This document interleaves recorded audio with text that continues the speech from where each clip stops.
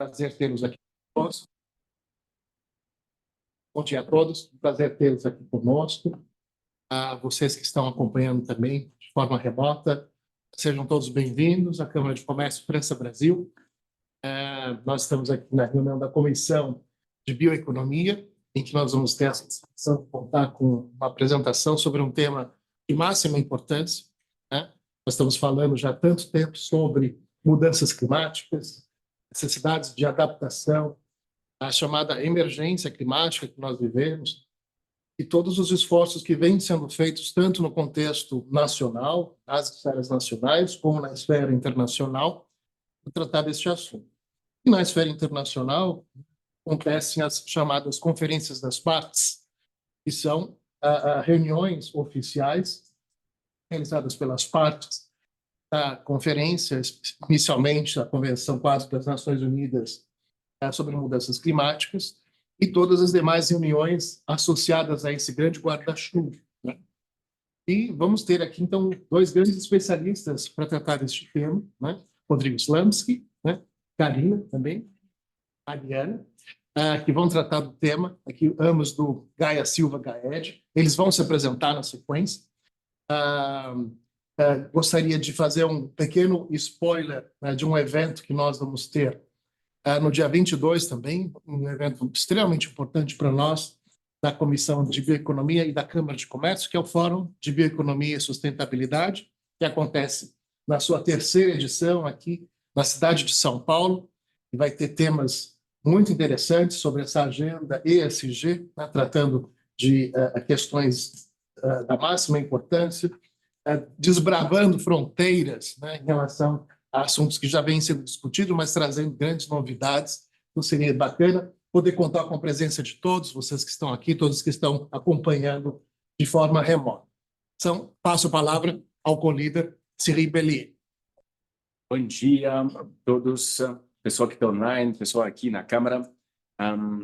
Primeiro, também continuando com os spoilers, né, eu queria dizer que a gente tem hoje também um lançamento que a gente gostaria de divulgar, que é o lançamento de uma parceria entre a Schema, que é uma business school internacional, e a Câmara de Comércio França-Brasil, né, no intuito de proporcionar aos executivos a possibilidade de realizar atualizações em ESG, tá?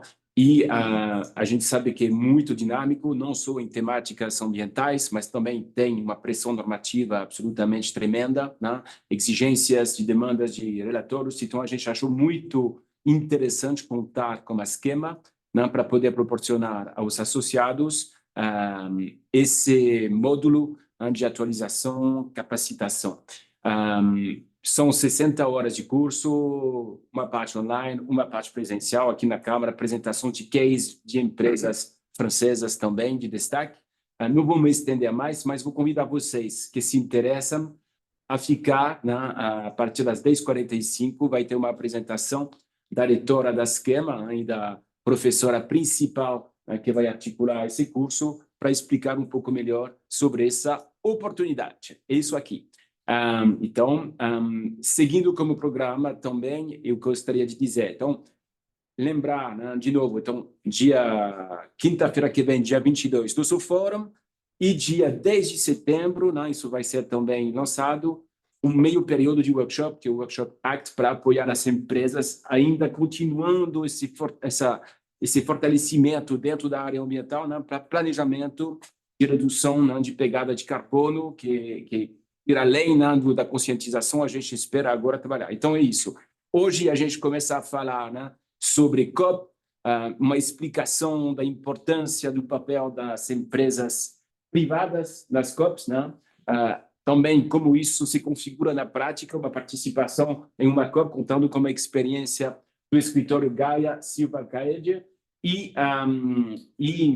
logo na sequência, entendendo tudo isso, a gente vai proporcionar um programa até o fim do ano que possa dar destaque, né, a esses elementos de preparação.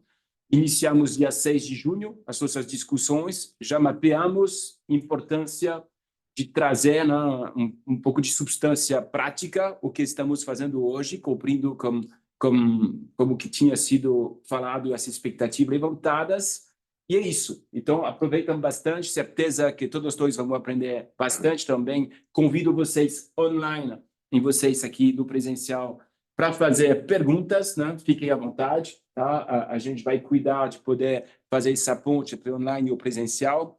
E agora queria chamar o Rodrigo Struminski, né? Para abrir essa apresentação do dia, né? E, por favor, Rodrigo, seja muito bem-vindo. Obrigado aí por ter aceito o nosso convite. Muito obrigado. Tudo bem? Bom dia a todos. Eu acho que eu vou tomar a liberdade de falar sentado. Fique à A vontade. gente vai conversar, um petit comitê aqui, muito bacana, pessoal que está em casa. Estamos eu, Mariana e Karina aqui do escritório Gaia Silva Garrett, e o Mori também, representando também o escritório. Para quem não conhece, né, o escritório ele tem praticamente 35 anos, a gente está né, em várias cidades aqui no Brasil, eu acho que não está passando. Então, a gente está presente. Eu vim de Curitiba, tá? Então, eu sou responsável por esse frio, trouxe esse frio. Na verdade, eu não trouxe esse frio daqui, porque umas 2 semanas estava em Ushuaia, então eu trouxe junto de Ushuaia esse frio para cá.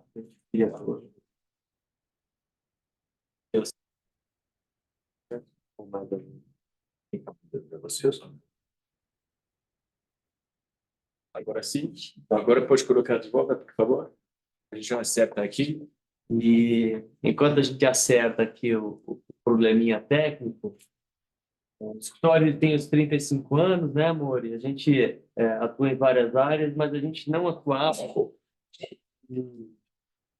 esse engajamento na agenda climática. Eu tenho uma história pessoal de iniciar esse engajamento pessoalmente, então eu vou contar um pouquinho para vocês a experiência nas conferências climáticas. E a gente trouxe essa prática para dentro do escritório, né? A Mariana também vai se apresentar, a Karina, consolidando o que a gente chamou de área de sustentabilidade corporativa com as práticas de transição energética, ESG, e o meio ambiente no sentido mais amplo.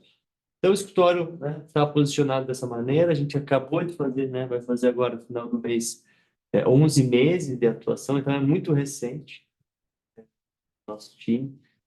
E a gente já está fazendo coisa bastante diferente. A gente vai comentar um pouquinho nos nossos questionamentos. Então, no final, acho que é um outro slide, né? Então, a gente está presente em Curitiba, São Paulo, Rio de Janeiro, Brasília, e também a gente tem um escritório em Madrid. Nossa área de sustentabilidade corporativa, a gente, né, se organizou nessas 4 áreas de transição energética, e aqui um exemplo de um trabalho que a gente tem feito relacionado à agenda climática, que é um trabalho de conscientização. Então, nós lançamos há 3 meses o Monitor da Descarbonização no Brasil, onde a gente explica vários temas, os quais, inclusive, a gente vai falar hoje. O monitor desse mês foi lançado ontem, e trata de adaptação climática, e está diretamente relacionado com alguns eventos que a gente tem presenciado ao longo dos últimos anos, e, infelizmente, culminando com a tragédia que a gente teve recentemente no Rio Grande do Sul. E a gente explica um pouco disso, explica aonde que a gente tem que estar nessa agenda, e eu acho que essa conexão das conferências climáticas vão fazer sentido. Acho que, Mari, acho que vale a pena você se apresentar também, Karina, e depois a gente passa um pouquinho aqui dos seus detalhes. Bom dia, pessoal. O Rodrigo já comentou, meu nome é Mariana, faço parte do time de sustentabilidade corporativa do Gaia. Eu sou especialista em direito ambiental e mudanças climáticas, e eu me uni ao Rodrigo no ano passado, muito por conta do que nós estamos conversando hoje. Eu já trabalhava com direito ambiental, tenho experiência com o tema, mas eu queria mergulhar nesse mundo da descarbonização também, e o Rodrigo resolveu investir nessa oportunidade, que vai fazer 1 ano que estamos juntos. Bom dia, meu nome é Karina, sou especialista em energia, com mais de 15 anos de experiência na área. Recentemente entrei no escritório, em abril desse ano, justamente pelo projeto inovador, que é uma equipe multidisciplinar. Eu trabalho muito com o Rodrigo fazendo a parte de transição energética, né, que é um olhar diferenciado para a energia, e nós fazemos também ESG, mudanças climáticas, meio ambiente. Maravilha, pessoal. Então, a gente vai fazer um jogralzinho aqui, aproveitar que a gente está em petit comité. Primeiro, uma introdução geral, tá? A gente vai falar um pouquinho das conferências, e talvez a gente colete as perguntas e comece a interagir quando a gente falar especificamente já da interação, do que eu imagino ser a interação do setor privado dentro das conferências, né? Primeiro, o que é uma conferência das partes, né? A conferência das partes é uma conferência de países que aderiram a determinados tratados, né? E aí a gente vai tratar especificamente de um tratado, que é a Convenção do Clima, convenção que foi ratificada em 1994. Tem uma história por trás disso, naturalmente, né? Então, uma tentativa e erro de consolidar as boas ações desde 1972, 79, né? As convenções, as primeiras convenções do clima, mas eu acho que essa consolidação, o que importa para o nosso discurso aqui, é que ela teve relativo sucesso a partir de 1992, vocês já conhecem, né, a ECO 92, com algumas grandes sacadas, né? Uma primeira sacada é a gente precisa criar um modelo, uma sistemática que viabilize o engajamento. Então, 1994, né, a ratificação da Convenção do Clima trouxe essa nova realidade, embora incipiente, né, em determinado momento, mas ela criou uma sistemática que, inclusive, muitos não acreditavam. Já temos 30 anos dessa convenção, e eu diria que hoje é o principal instrumento de negociação multilateral dos países. Junto dela vieram outros documentos, né, outros tratados, e aí destaque para a Convenção de Biodiversidade, que agora começa a tomar tração, né?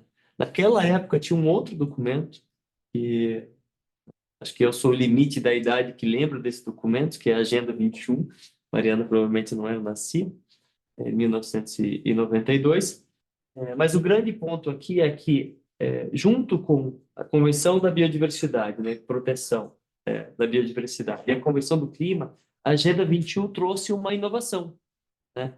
Consolidou uma série de princípios que estavam espalhados em vários tratados, que já tinham sido consolidados na legislação, mas eles estavam, de alguma maneira, pulverizados. Então, chegamos ao final, né, que a gente chama de Conferência das Partes, é um grande instrumento que viabilizou toda essa discussão que a gente está tendo desde então. 2015, a gente vai falar, a Mariana vai falar um pouquinho do Acordo de Paris, dos documentos dentro das regras de convenção, o mais importante.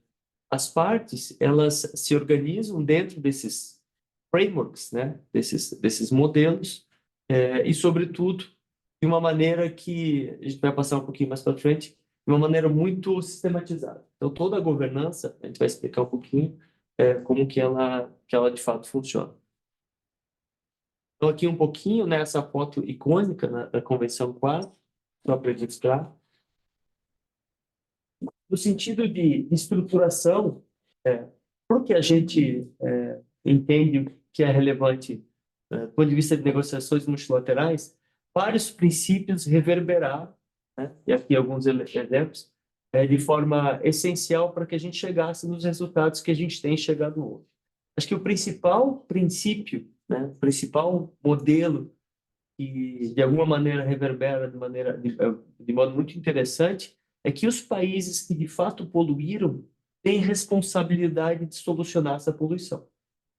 Então, essa regra, ela também tem algum efeito prático no universo do setor privado.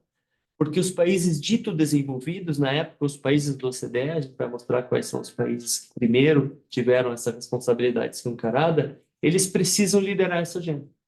Então, quando a gente vê as ações específicas da União Europeia, as ações específicas dos Estados Unidos, eventualmente outros lugares, viabilizando regras, muito por conta da responsabilidade deles, que assumiram há 30 anos de fazer frente à poluição que causaram. Esse princípio, né, que foi calcado lá atrás, em 1994, ele de alguma maneira, ele está passando por um momento de inflexão.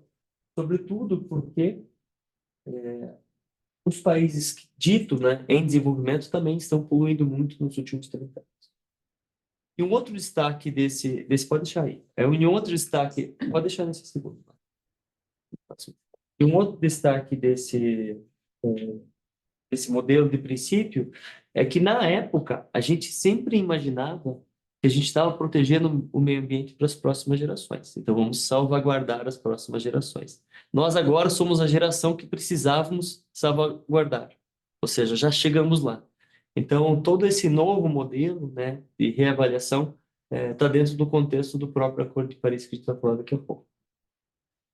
Convenção de Biodiversidade, só para entender um pouquinho, né, a Convenção das Partes, Convenção de Biodiversidade e Convenção do Clima, aos poucos estão interagindo, né, com modelos, né, esse é um do modelo, o Joint Statement, e na verdade todas as outras de tentar trabalhar biodiversidade junto com o clima de maneira interligada. Esse ano, né, a Convenção das Partes acontece na Convenção nas regras de biodiversidade a cada 2 anos. A Convenção do Clima acontece uma vez por ano. Então, esse ano teremos, concomitantemente, a Convenção de Biodiversidade em Cali, né, a COP16, e a Convenção do Clima, COP29, em Baku.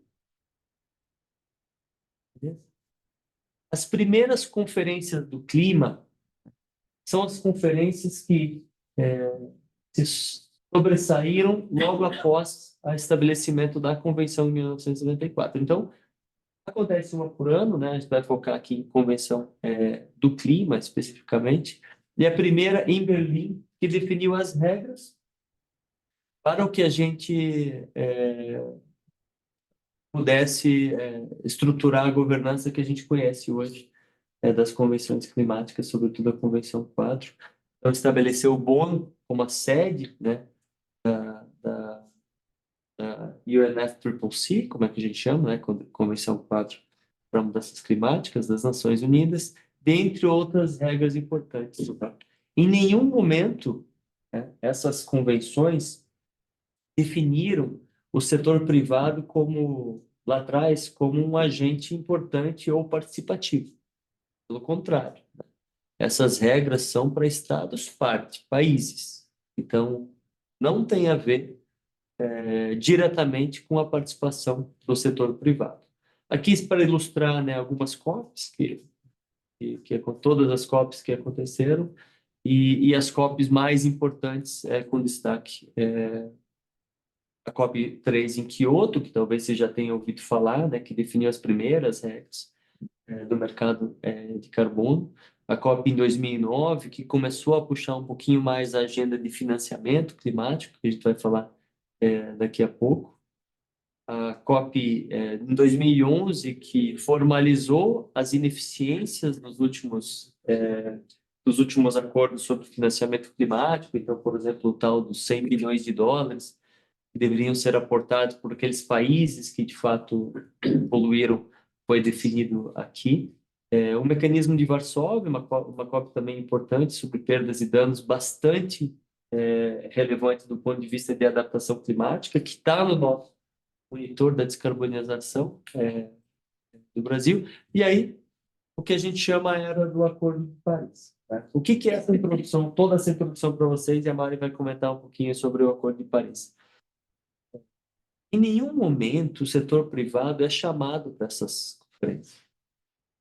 Então, hoje, talvez vocês tenham visto muita gente querer engajar a agenda. Pô, como é que eu vou para a COP? O que eu faço na COP? A gente vai falar isso daqui a pouco, até de maneira um pouquinho mais ilustrada. Mas o fato é que a Convenção Climática é uma convenção que busca reduzir, né, ou eliminar a emissão de gases de efeito estufa na atmosfera. Basicamente é isso. Mas quem que emite gases de efeito estufa? Além de todas, né, os agentes, sobretudo o setor privado no processo de produção, né, industrialização. Então, é natural que o setor privado tenha algum tipo de ingerência. Só que isso não está regulamentado nem no Acordo de Paris e nem nas convenções, né? A Convenção Quadro e a Convenção de Biodiversidade. Então, acho que parte da inovação pós-Paris, né, eu acho que tem a ver com um pouquinho de trazer essa realidade de que o setor privado também precisa assumir a sua parte no papel, seja engajando, seja participando, seja conhecendo, para viabilizar essa descarbonização.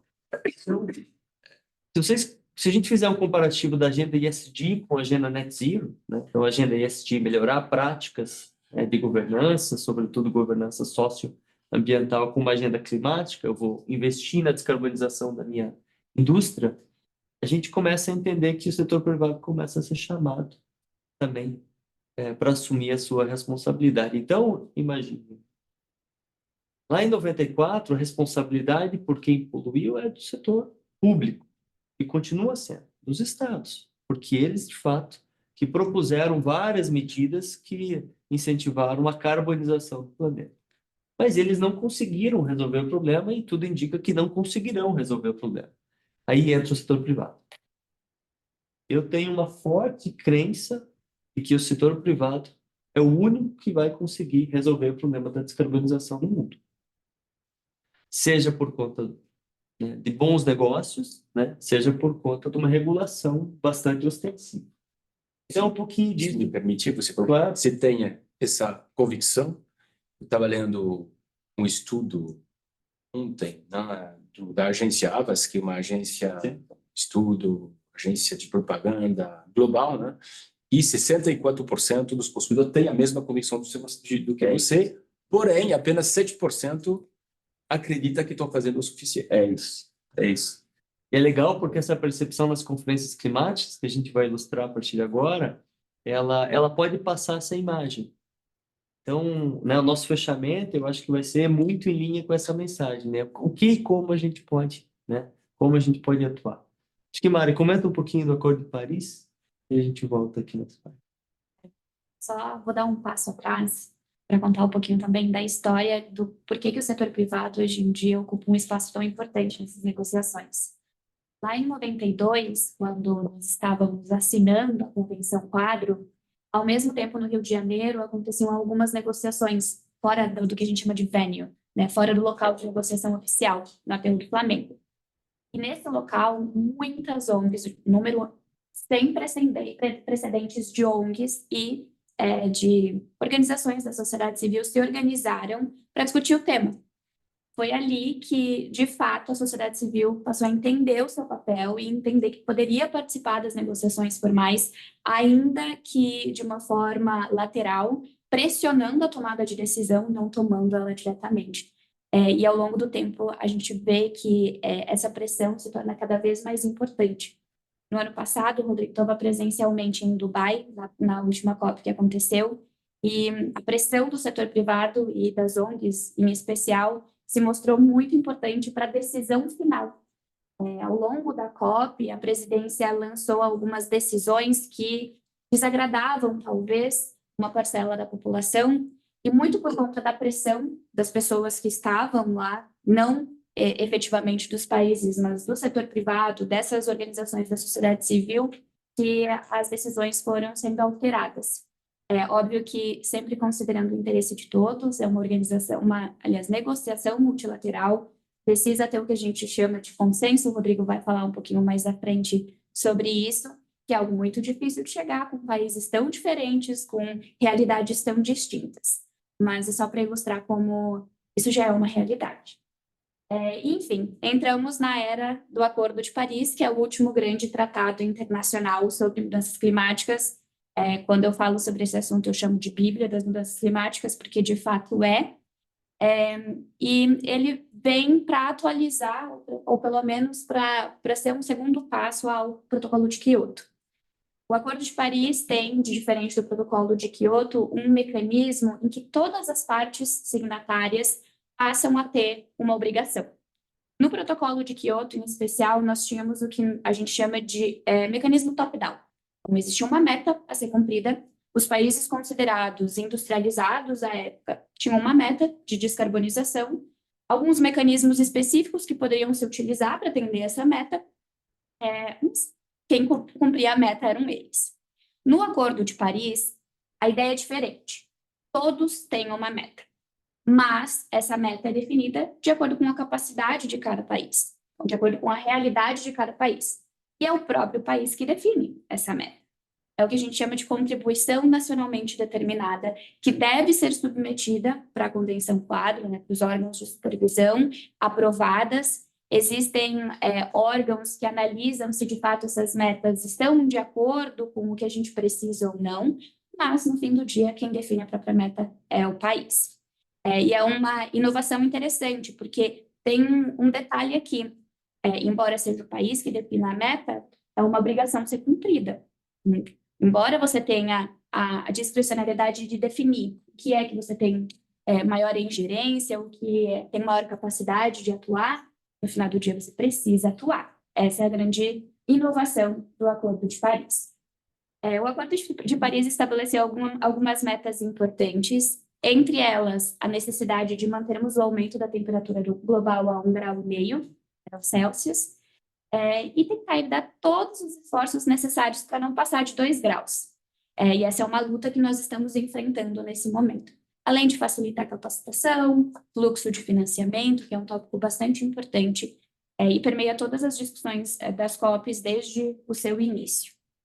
Só um overview aqui do Acordo de Paris para que vocês conheçam um pouquinho da história. Então, em 2015, na COP21, nós tivemos a assinatura do Acordo de Paris, e esse acordo foi uma grande novidade e uma grande surpresa, porque em 2016 entrou em vigor, o que não era esperado. O protocolo de Kyoto demorou muito a entrar em vigor por conta do mecanismo de ratificação, em especial por conta dessa disputa entre países considerados industrializados, países considerados em desenvolvimento. O protocolo de Kyoto surgiu lá em 97 e entrou em vigor em 2005. Não se esperava que o Acordo de Paris entrasse em vigor tão rápido. Inclusive, nesse momento, o protocolo de Kyoto ainda tinha mecanismos que estavam funcionando a pleno vapor. Era esperado que acontecesse um período de transição. Mas o Acordo de Paris acabou sendo um sucesso em acordo multilateral, negociação multilateral, e entrou em vigor logo no ano seguinte, embora as pessoas não acreditassem que isso pudesse acontecer. Então, na COP do ano seguinte, as partes já começaram a pensar em como operacionalizar esse acordo. E tinham muitas dificuldades envolvidas. Como garantir que o mercado de carbono funcionasse, como garantir mecanismos de negociação que chegassem a um consenso, como organizar as COPs. Várias dúvidas e pouco resultado.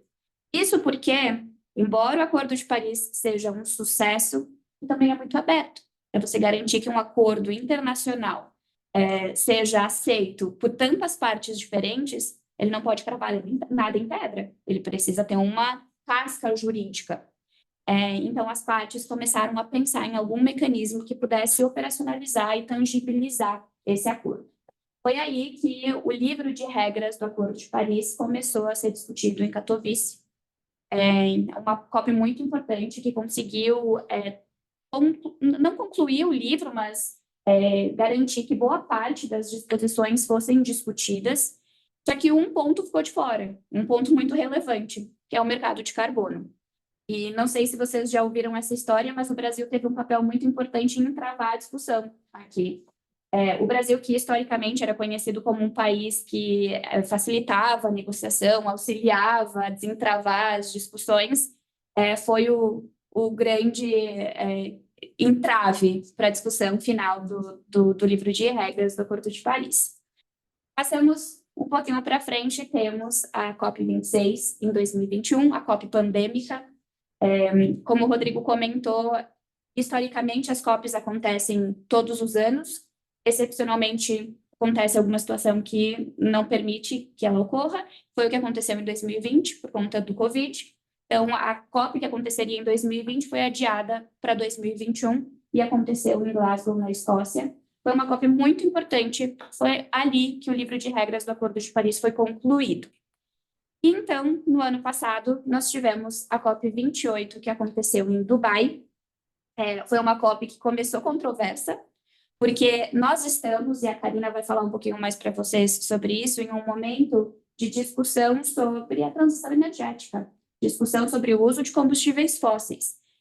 Esse tema se tornou cada vez mais urgente, e a COP28 se propôs a tratar sobre esse tema. O problema é que a presidência da COP tinha ligação com uma grande petrolífera lá dos Emirados Árabes. Então, foi uma COP que começou já polêmica, com muita discussão. A negociação em si também não foi fácil. Nós tivemos marcos importantes durante essa COP, como o Balanço Global.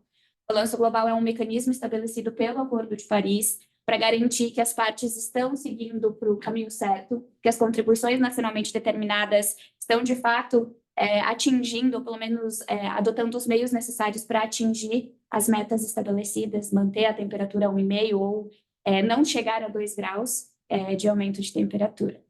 E todo esse histórico, ele molda um pouco do porquê que o setor privado é importante.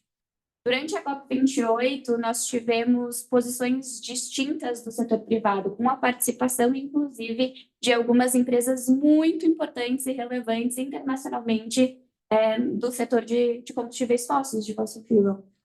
E essas empresas também deram um pouco do norte da discussão naquele momento. Muita polêmica envolvida, porque muitas partes não concordavam com essas manifestações e talvez atrasassem um pouco da discussão da descarbonização, ao passo que alguns outros temas importantes, como financiamento, como garantir uma transição justa, que englobe a todos, também entrou na pauta. Enfim, e agora temos um pouquinho da governança climática na era do Acordo de Paris. Como nós comentamos com vocês, nós temos 3 grandes tratados internacionais quando falamos sobre mudanças climáticas. O primeiro é a Convenção Quadro, o segundo é o Protocolo de Quioto e o terceiro é o Acordo de Paris.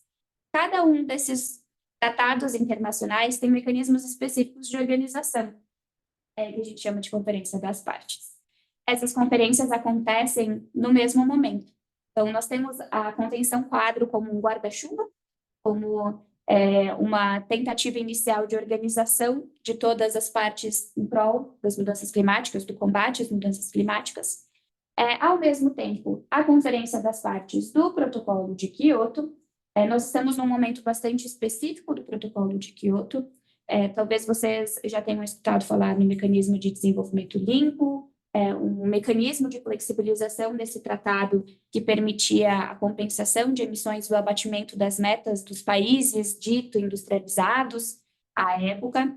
E esse mecanismo, nós estamos passando por um período em que o MDL precisa se adequar a novas regras voltadas agora para o Acordo de Paris. É um tema que talvez mereça uma apresentação toda especial, porque ele é complexo, mas a Conferência das Partes do Protocolo de Quioto ainda tem muito a decidir, e é por isso que ela ainda continua existindo.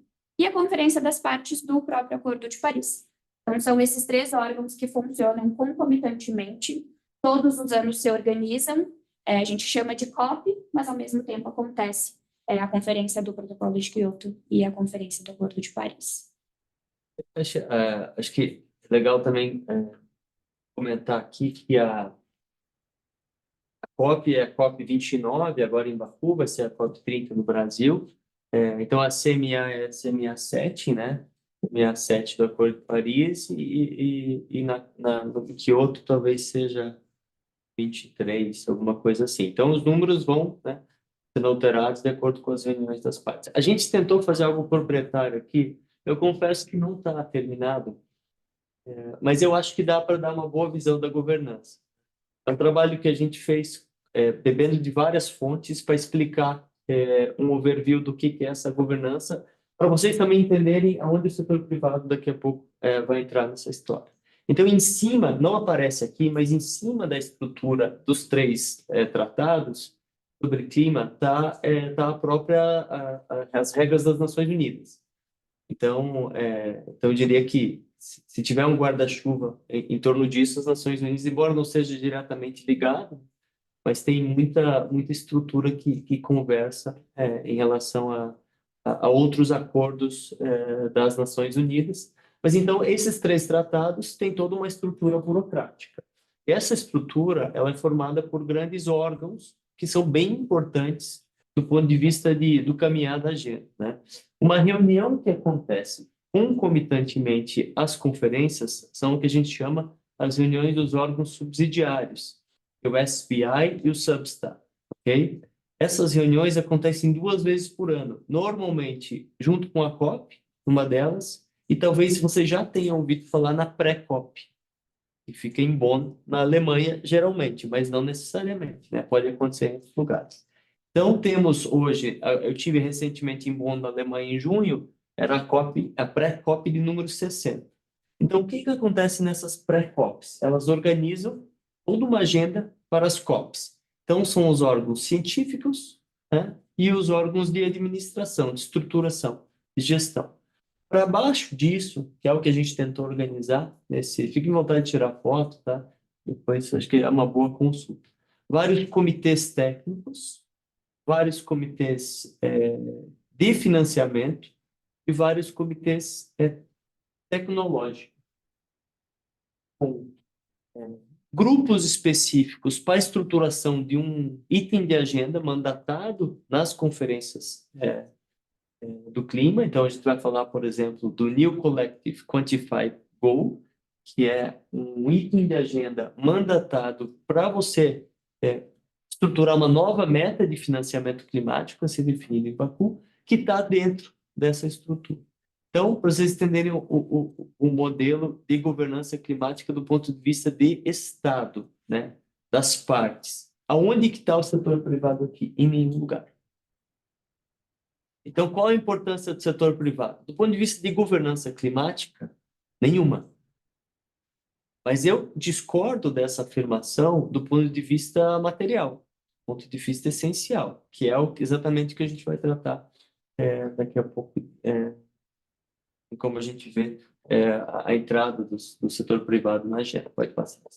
Questão boba, mas quando você vai em Bonn, por exemplo, como foi o caso em junho, você vai como que chapéu, que para entender. Eu trouxe aqui as badges para explicar. Então, não vai para o setor privado. É isso, bom. Eu trouxe algumas para mostrar. É Fórmula Indy, né? Não vai. O setor privado, em regra, não tem um espaço, né, dentro da governança climática. Mas a gente vai mostrar aqui como é que funcionam os espaços em que o setor privado faz. Queria que você confirmasse isso. Porque a verdade é a seguinte: todo mundo conhece alguém de empresa que vai para a COP. Então, acho que hoje vocês vão entender como eles vão e por que eles vão. As partes, acho que vale a pena a gente falar das partes aqui, só para entender quem são cada um dos blocos, né, Mari? Claro.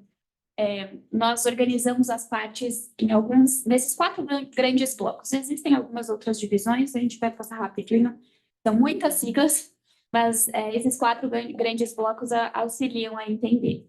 Primeiro são os países do anexo 1 e do anexo 2. Quando eu falo anexo, aqui eu estou falando da Convenção 4, uma convenção lá de 92. Esses países são os países, à época, considerados industrializados ou desenvolvidos, e as economias em transição, então, os antigos países do bloco socialista.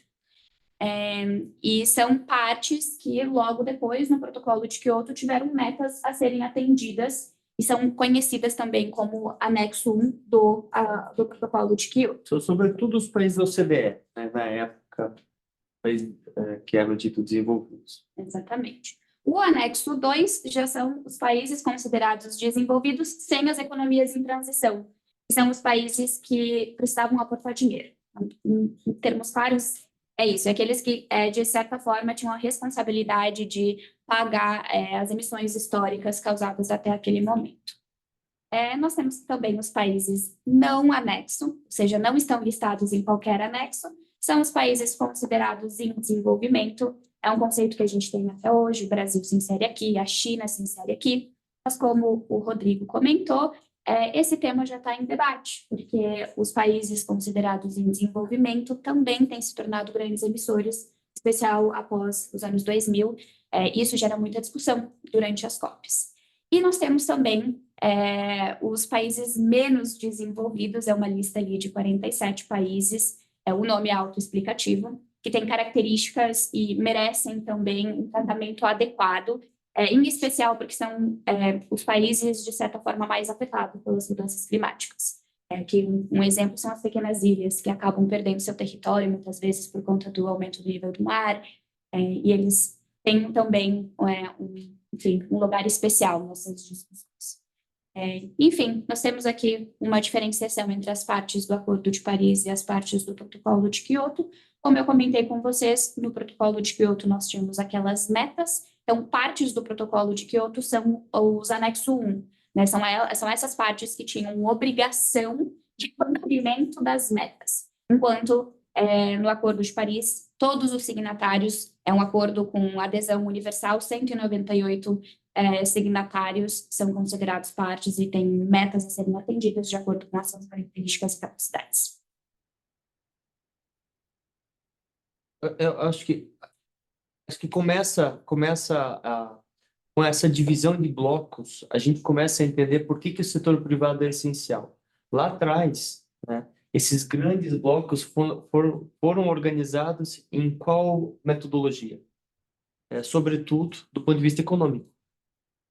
Então, os blocos tomavam decisões e exerciam suas obrigações e responsabilidades com base em interesse econômico.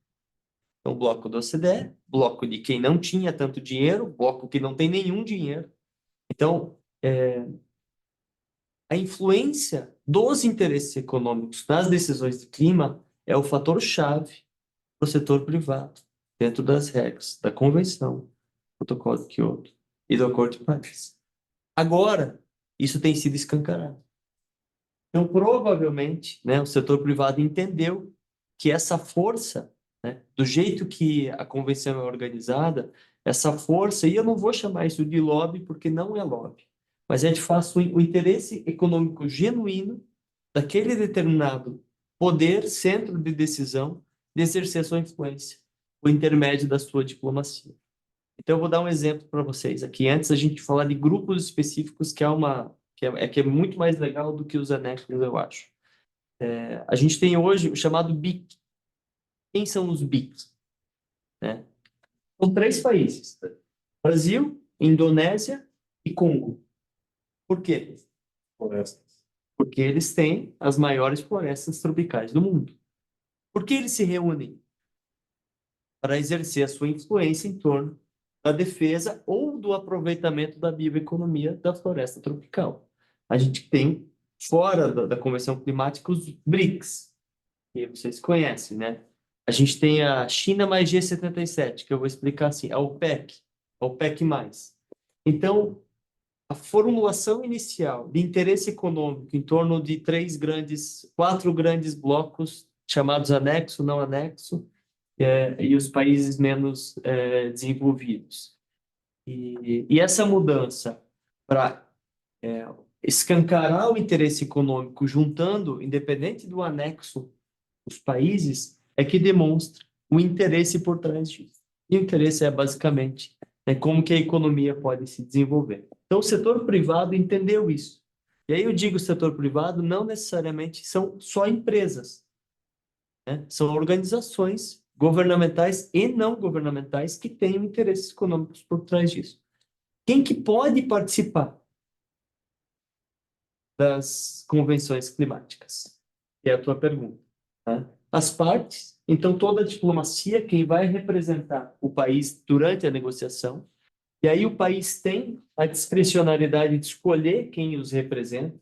Então, muitas vezes, os países, eles acreditam os seus diplomatas, head de delegação, né, e outros negociadores, efetivamente, que têm o poder de fala e exercem o poder de fala, mas, ao mesmo tempo, eles selecionam parte da comunidade, inclusive comunidade empresarial, como parte, efetivamente, da sua voz. Então, o Brasil, tem uma notícia que a gente colocou ali, acreditou que 4.000 pessoas, que mais, né, para Dubai? Mais à frente a gente coloca a informação, 4.000 pessoas para Dubai. O Brasil, que é essa badge rosa, né, vai mostrar a diferença das badges, né? Essa badge rosa é a badge de parte, né?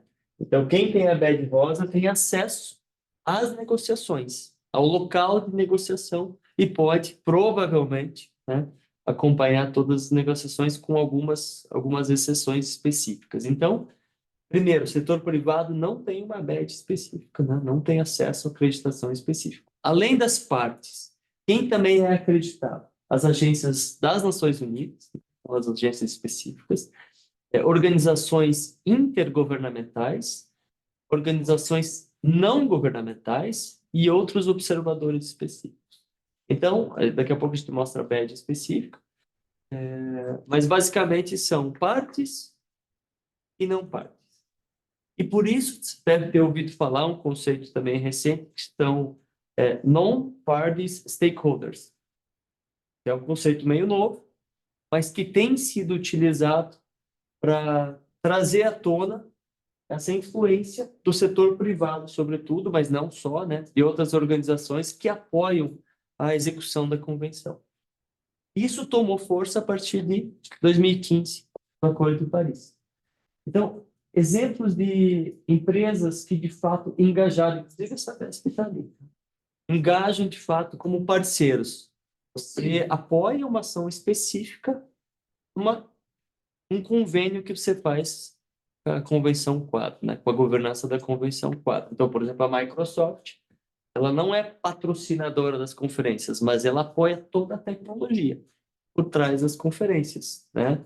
Essa Vesp eu não sei exatamente qual que é a função, mas todas essas empresas, por exemplo, têm convênio com a Convenção Quadro para exercer alguma atividade. Então, elas não estão lá sendo representantes da sua atividade fim. Não, eles estão ajudando, né, a funcionalidade da convenção para fazer com que aquilo, de fato, saia do papel. Então, como que essas partes, né, essas não partes, né, non-party stakeholders podem atuar junto com as partes na estruturação desse modelo ótimo de governança da convenção. Então, naturalmente, esse relacionamento com a própria secretaria, né, para fazer as coisas acontecerem. Então, imagine qual que é o trabalho que não dá você organizar uma conferência das partes, né? Você viabilizar alguma agenda específica. Então, por exemplo, um evento fora do site, a gente vai mostrar aqui, né? E você, naturalmente, passar por um processo de Know Your Partner para entender se você está ou não adequado. Então, as instituições não governamentais, os observadores, de forma geral, são acreditados no processo, né, de due diligence que existe dentro da Convenção Quadro. A partir dessa acreditação, você está apto a receber, né, credenciamento e acessar todo o espaço da venue que a gente vai apresentar, a Blue Zone e a Green Zone aqui.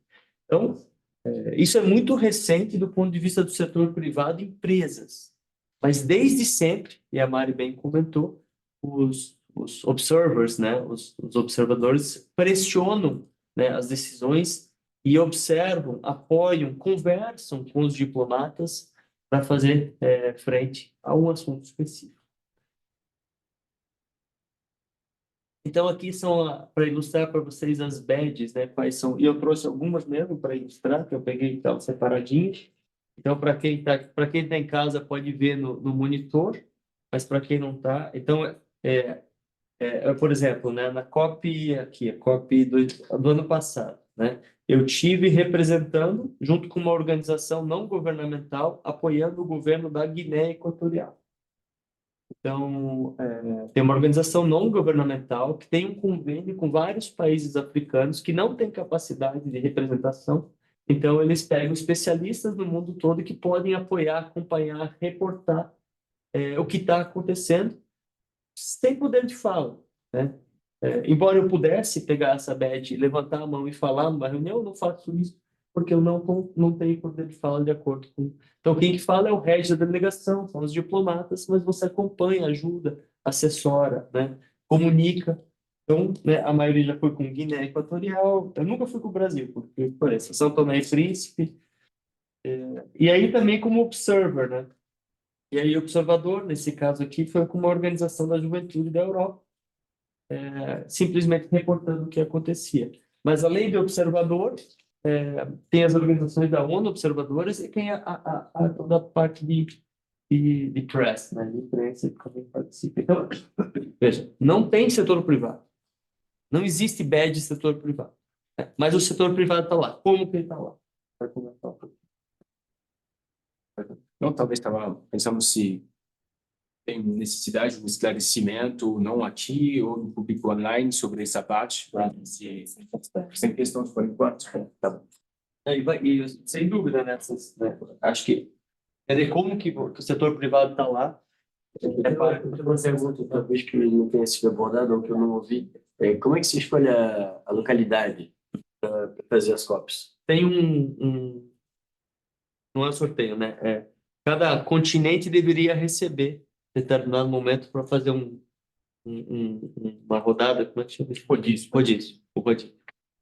Um rodízio entre os continentes. Mas, eventualmente, e aí é importante aqui das decisões, eventualmente não há o consenso em torno daquela localidade. Uhum. E aí não é feito o rodízio de maneira própria. E se não tem nenhuma localidade escolhida, por falta de consenso, vai para Bonn, na Alemanha, onde é que é a sede da Convenção 4. Mas já não tem capacidade para receber a quantidade de pessoas. A gente vai mostrar aqui a quantidade de pessoas. Que bem agora calhou que 2 anos seguidos caiu em localidades governadas, né, por países bem implicados no setor de oil and gas.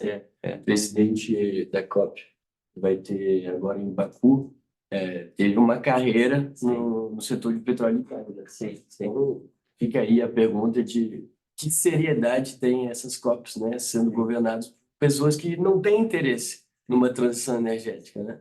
Então, essa é a minha pergunta. E depois eu acho que a COP é muito mais sobre dar uma visibilidade sobre essa agenda, mas o real impacto vamos ser nós, né, do setor privado, com ações paralelas, né?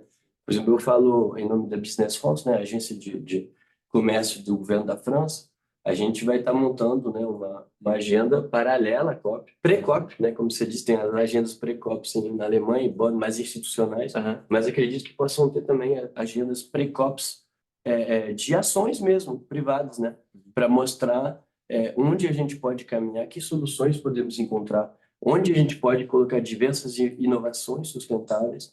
E ano que vem, no Brasil, é que a gente se propõe a fazer, né, com a ajuda da Câmara e de outros atores, da Embrapa, a gente vai tentar, né, trazer inovações da França, pelo menos, e mostrar o que já funciona aqui no Brasil e o que está sendo construído em Manaus e Belém. Né? Então, aí fica também esse convite para a gente conversar depois, o que a gente pode fazer antes da COP, para a COP do Brasil acontecer da melhor forma. Sobre isso, eu gostaria de falar alguma coisa. Eu represento a empresa francesa que serra madeira, faz de maneira sustentável e tudo. O acionista principal e presidente da Federação Nacional da Madeira. Quando eu falei da COP aqui, CDKF, já fui algumas vezes, não serve para nada. Eu não vou, não. Sim. E é muito comum, né? 2 perguntas. Eu já recebi, inclusive, uma amiga nossa em comum do escritório, ela, né, participou muito a partir de 97 e a resposta dela é a mesma, não serve para nada. Né? As 2 respostas a primeira, muito embora tenha sido em país que tenha, né, uma produção enorme de combustível fóssil, no Egito, que foi a COP27, foi na África, e em 28 foi em Dubai, no Oriente Médio. E agora, em 29, é para ser na Ásia. Era para ser, na verdade, na Oceania, mas foi vetado pela Rússia, assim como qualquer outro país foi vetado. Baku foi o único país que a Rússia aceitou, junto com o Brasil. Então, as 2 COPs estão acontecendo basicamente porque a Rússia não aceitou os outros lugares. Baku foi uma escolha difícil por conta disso. Né? Enfim, só para vocês entenderem a pressão do ponto de vista de execuibilidade, né? Eu coloquei aqui isso aqui também, se vocês quiserem tirar foto são os tipos de negociações, mas aí é do ponto de vista mais estruturante, porque assim, provavelmente aqui o setor privado não participa, tá? Mas acho que isso aqui é o mais legal, né? Isso aqui é o mais legal. Então, os blocos de influência que eu falei lá atrás, o anexo 1, o não anexo, né, os países menos desenvolvidos, eles acabaram sendo catalisados e organizados mais ou menos dessa maneira. Então, são grupos de interesses econômicos que exercem sua influência nas negociações. Então, por exemplo, né, o tema que a Mariana colocou sobre o mercado de carbono. o tema de emissões evitadas no mercado de carbono é algo muito caro para o Brasil. É como a gente vai responder, né, o interesse econômico de proteger a floresta amazônica. Não simplesmente, né, não desmatando, mas reforçando o interesse de desenvolvimento do próprio Brasil, do ponto de vista de soberania. Da mesma maneira, os países da OCDE, da mesma maneira, os países da OPEC. Então, se eles têm o direito ao desenvolvimento, como que a gente pode fazer isso de maneira sustentável? Então, os países se organizam dessa maneira, inclusive os países aqui na América do Sul, os países do grupo africano, os países do G77 mais China. Então, são países que fazem reuniões diárias durante as conferências e antes das conferências, né, periódicas, para estabelecer uma regra de atuação. E funciona assim, né? A pessoa levanta a mão, assim, olha, estou falando em nome do G77 mais China. Né? Por exemplo, Cuba é um país que atua muito forte, né? A Colômbia é um país, a África do Sul, a Arábia Saudita, são países que, por incrível que pareça, não são vários países da Europa, por exemplo, que atuam. A França é um país que atua em determinadas negociações, mas quem geralmente fala mais pela Europa, né, o time da Suíça, às vezes Bélgica, até Polônia em determinados casos. Então, é assim que o setor privado acaba exercendo influência do ponto de vista econômico, né?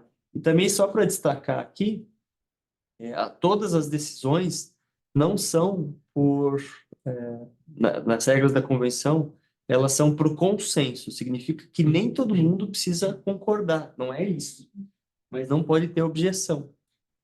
Por isso que a escolha, né, dos países para sediar a conferência é por não objeção, ou seja, não gostei tanto, mas aquilo não me afeta a ponto de não criar o entrave e a decisão. Então, um exemplo que a Mariana trouxe no livro de regras lá em Katowice, o Brasil trouxe uma objeção em relação ao mercado de carbono. Ou seja, não, do jeito que está, não dá. E da onde vem isso? O setor econômico, sobretudo. Tá? E precisa viabilizar o mercado voluntário de carbono, né? Continuar o legado do MDF. Não sei se ele... Clicar na apresentação.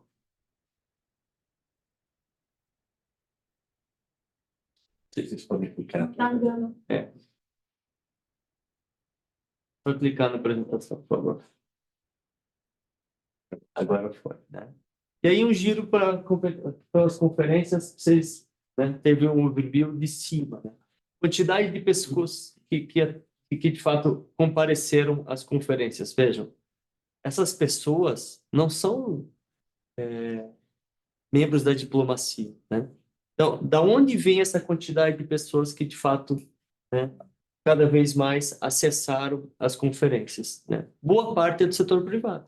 Então, mostra que a partir de Paris, né, que teve uma participação exponencial na COP 21, também em Copenhague, mas Copenhague e Paris trouxeram muito a visão do setor privado. E o que de fato estava em jogo? A necessidade de ter investimento massivo na descarbonização. No Brasil, por exemplo, inclusive empresas francesas, mas não só, né, vieram para o Brasil para investir em energia renovável. E outras, né, agricultura e outras indústrias, mas por quê? Porque o dinheiro foi facilitado e viabilizado. Então, essa discussão sobre quantidade de pessoas não necessariamente está relacionada mais delegados para negociar, e sim mais poder de influência do setor privado, do ponto de vista econômico. Então, aqui, o Brasil, na COP28, ele teve, se eu não me engano, um total de brasileiros, né, acreditados com organizações brasileiras, algo como 4 a 5 mil pessoas. Brasileiros, então, ou acreditados como parte no Brasil, ou acreditados como parte em outro país, ou acreditados em organizações não governamentais, ou, inclusive, não são poucos membros que trabalham nos órgãos da administração. E por que esse esse número impressionante de participação. Isso reflete assim, uma capacidade de organização maior no Brasil para defender esse interesse, uma visão de futuro que coloca como chave o posicionamento do Brasil. Porque acho que isso é interessante entender, Claro. até para quem se pergunta, devo, não devo participar? Se devo participar, melhor Coreia entender antes. Talvez se não estou dentro das áreas de influência, se preciso me aproximar, porque a minha voz sozinha não vai contar em nada de grupo. Várias organizações participam há anos, organizações, né? O CNI, inclusive, tem um stand lá, né? Mas outras organizações, eles participam de maneira organizada há muitos anos. E essa é a resposta para a pergunta que não serve para nada. Eu acho que não servia tanto para o setor privado, né? Porque do ponto de vista de estruturação de governança, era bem importante. Mas isso, como que você quer que o cara que atua, funciona, tem tudo, vai nesse tipo de coisa, então blá, blá, blá, e não está convidado, não decide nada, e pode fazer tudo pelos ombros, vocês, esse tipo de coisa. Isso é assim o problema. E não tem lugar, não tem papel específico, então, enquanto isso, só vai ter encarregado de negócios, relações institucionais, de empresa poluante, como a 3M que eu vi, que Claro. eu acho absurdo a 3M segurar lá no meio, como um monte de outras. Então, enquanto não tem esse tipo de coisa, não interessa os dirigentes, quer dizer, o CEO de empresas ou os donos de empresas. Vai interessar aquele que está lá para brincar com esse negócio, porque tem que mostrar que faz. É assim. Quer dizer, estou falando muito. Claro, tá. Assim. Não, mas é um bom questionamento. Esse é o lado bom, eu acho, das conferências, porque se a gente tivesse mais influência do setor privado do que já tem, a gente perderia muito da isenção, ou no mínimo, né, de uma tentativa de consenso com base em premissa de Estado. Então, ainda bem que nesses fóruns não tem tanta influência do setor privado, influência direta, porque ainda que eu acho que o setor privado tenha uma importância única, singular, no desenvolvimento de boas ações, não é um fórum adequado, no meu entendimento, continua não sendo. E não está. É que não está. Mas poderia ser. Digamos que houvesse uma alteração para trazer também o setor privado para a mesa de negociação, que não é o caso. Nem de perto isso vai acontecer. Então, isso é uma coisa boa. Mas o CEO de empresa percebeu isso. Então, o CEO de empresa, sobretudo os bem intencionados, poxa, eu quero ajudar meu país, né, a França, Brasil, outros países da América do Sul, a desenvolver uma política específica. Então, ele acessa os interlocutores, explica como que eles podem apoiar, né? Eventualmente, esse é mais ou menos o nosso fechamento aqui, explica como eles podem apoiar e, de fato, exerce o seu poder de influência no sentido de trazer à tona temas que, inclusive, a própria diplomacia não tem capacidade de acessar. Então, seja por estudos que trazem mais clareza a determinados assuntos. Então, o mercado de carbono é um assunto bem bacana, mas energias renováveis, novas tecnologias em agricultura, infraestrutura resiliente. Então, tudo isso o setor privado é riquíssimo para trazer inovação do ponto de vista de esclarecimento das próximas rodadas. A Karina vai falar um pouquinho aqui no final sobre transição energética, mas muito do que se decidiu em Dubai nas mesas de negociação reverbera o interesse do setor privado de tentar fazer frente, né, ao crescimento do setor de combustível fóssil. Mas, enquanto isso, as empresas da China, da União Soviética, Azerbaijão, tem tudo, fazem o que querem.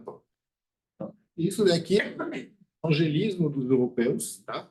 Que os americanos também fazem o que quiser. Então, isso aí, a gente está criando obrigações europeus e alguns outros países que querem, mas é só isso, porque os outros fazem o que querem. Vamos estar falando com acordo, tá isso. Tem um consenso sobre o que devíamos fazer. Mas não faz, não tá punido se não. Eu acho que a gente está se gargarizando. Gargalos. Gargalos, para ser pronto. ela é uma reflexão real. Não é, não. Gargarisando não é. Garganteando. Carejando? Não. Se gargariser, tipo, falar demais. Entendeu? E não é. Você está achando que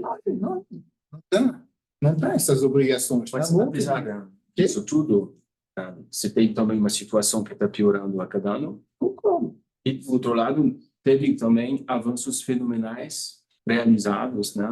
Principalmente na questão, foi o ponto, acho que os esforços se focaram na capacidade de produção e em redução da intensidade sobre a humanidade de produção. Né? Isso foi mais de 1 terço a menos que hoje se necessita de recursos para poder fazer. Eu concordo, tem uma tomada de consciência, inclusive a opinião pública chinesa não deixa os dirigentes fazer o que querem, os americanos a mesma coisa, só que não tem obrigação. Isso que é o problema. O Trump pode fazer o que ele quer, ele pode abrir todos os postos que ele vai querer no Alasca, esse tipo de coisa, e ninguém vai falar nada. É uma reflexão bem interessante e eu gosto de receber sempre essa crítica, e eu acho bem construtiva, porque embora não seja o suficiente, é o melhor que pode ser feito nesse momento. Então, o objetivo da convenção é buscar o melhor que pode ser feito. Concordo, mas não pode falar naquele momento. Não, mas não pode falar que são acordos que chegamos, que tem tudo. Então, devia ser um pouco mais realista sobre a realidade das obrigações que algumas multinacionais e alguns governos têm e não respeitam. Eu concordo plenamente com o que vocês fizeram. Falaram, se não tivesse, seria muito pior. Só que a gente está dando a impressão que chegamos lá porque a gente está... Não tem. É isso. Concordo. Eu acho que inclusive o Brasil, inclusive o Brasil, desculpa, falar como francês, porque aquela história de falar, primeiro falar essas coisas sobre reflorestação na França, tem que saber que no século XVIII quase não tinha floresta na França, que agora tem 30% coberto com floresta e que então que não é quer dizer, uma catástrofe desflorestar se depois fizer as coisas certas. Então, fala, não, porque nós temos uma matriz energética super boa, então a gente pode fazer o que quer outras coisas. Desculpe, ir cavar poço na bacia do Amazonas, sinto muito. Isso daí, bom, enfim, mas Pode conversar mais no café. Existe uma complexidade nisso tudo. Ontem a New York Times fez uma publicação dos tipping points de vários pontos que são fundamentais e são riscos. Então, não vai resolver com soluções simples. Eu acho que a COP é uma discussão, mas agora precisa ir para a prática e promover enforcement com outros países, com outras empresas que estão, de fato, né, causando danos ao planeta. E o que era no passado é uma história. Daqui para frente é outra, porque já tem o consenso geral que existe o risco. Né? Antes não existia. Tem um monte de gente que era negacionista. Hoje os negacionistas estão sumindo aos poucos. Né? bom, Tem diversas evidências que o falar problema é a X, antigamente Twitter, você acha que está sumindo? Desculpa. Veja, o legal é, a gente tem tem feito vários workshops que a gente trata exatamente sobre isso, né? Risco e oportunidade para empresas na agenda climática. Não é o fórum hoje, mas eu acho que é isso, independente do questionamento para onde a gente está indo e se é o melhor possível, tem risco e tem oportunidade para todas as empresas, sem exceção. Então, se a gente tirar um pouquinho da paixão e se a gente olhar de maneira cartesiana para o problema, vai ter um risco e vai ter uma oportunidade. E por que a gente não está lá? Por que a gente não pensa nisso? Eu trouxe aqui alguns exemplos de como o setor privado participa e como que eu participei dentro das conferências com o chapéu do setor privado também. Então, eu sempre fui com 2 ou 3 chapéus. Eu também atuo pela Laclima, tá? Vocês conhecem, né? Sou membro do conselho da Laclima. É uma organização não governamental, sem fins lucrativos, de advogados, né, na defesa do clima, pelo menos de estudo e advocacy de clima. Então, aqui em Katowice, lá na Polônia, eu apresentei um case de energia renovável no Brasil. Muito prático. Então, fui lá, apresentei o case, teve uma roda de conversa, foi super legal, dei entrevista, né, e sim, várias empresas ali, dentre as empresas, a AkzoNobel, BASF, várias empresas que participaram do debate, né? Aqui um exemplo na entrada da conferência em Madrid, a Blue Zone e a Green Zone, então tudo que a gente fala de negociações formais, você vai ver uma fotinha de cima, está na Blue Zone. A Green Zone é um espaço paralelo do país, né, anfitrião, para, sobretudo, mostrar um pouquinho da sua realidade e promover os seus interesses, né? Então, Green Zone e viabilizar o acesso de quem não tem a acreditação de participar na Blue Zone, que é o espaço exclusivo de negociação e dos pavilhões. A gente vai mostrar um pouquinho dos pavilhões aqui entrada na COP25 pós-pandemia. Essa aqui é um pouquinho antes da pandemia. Foi em dezembro de 2019. Aqui também um espaço bem relevante, né? Quem tem esse acesso, né, à acreditação pode solicitar uma sala e fazer um anúncio.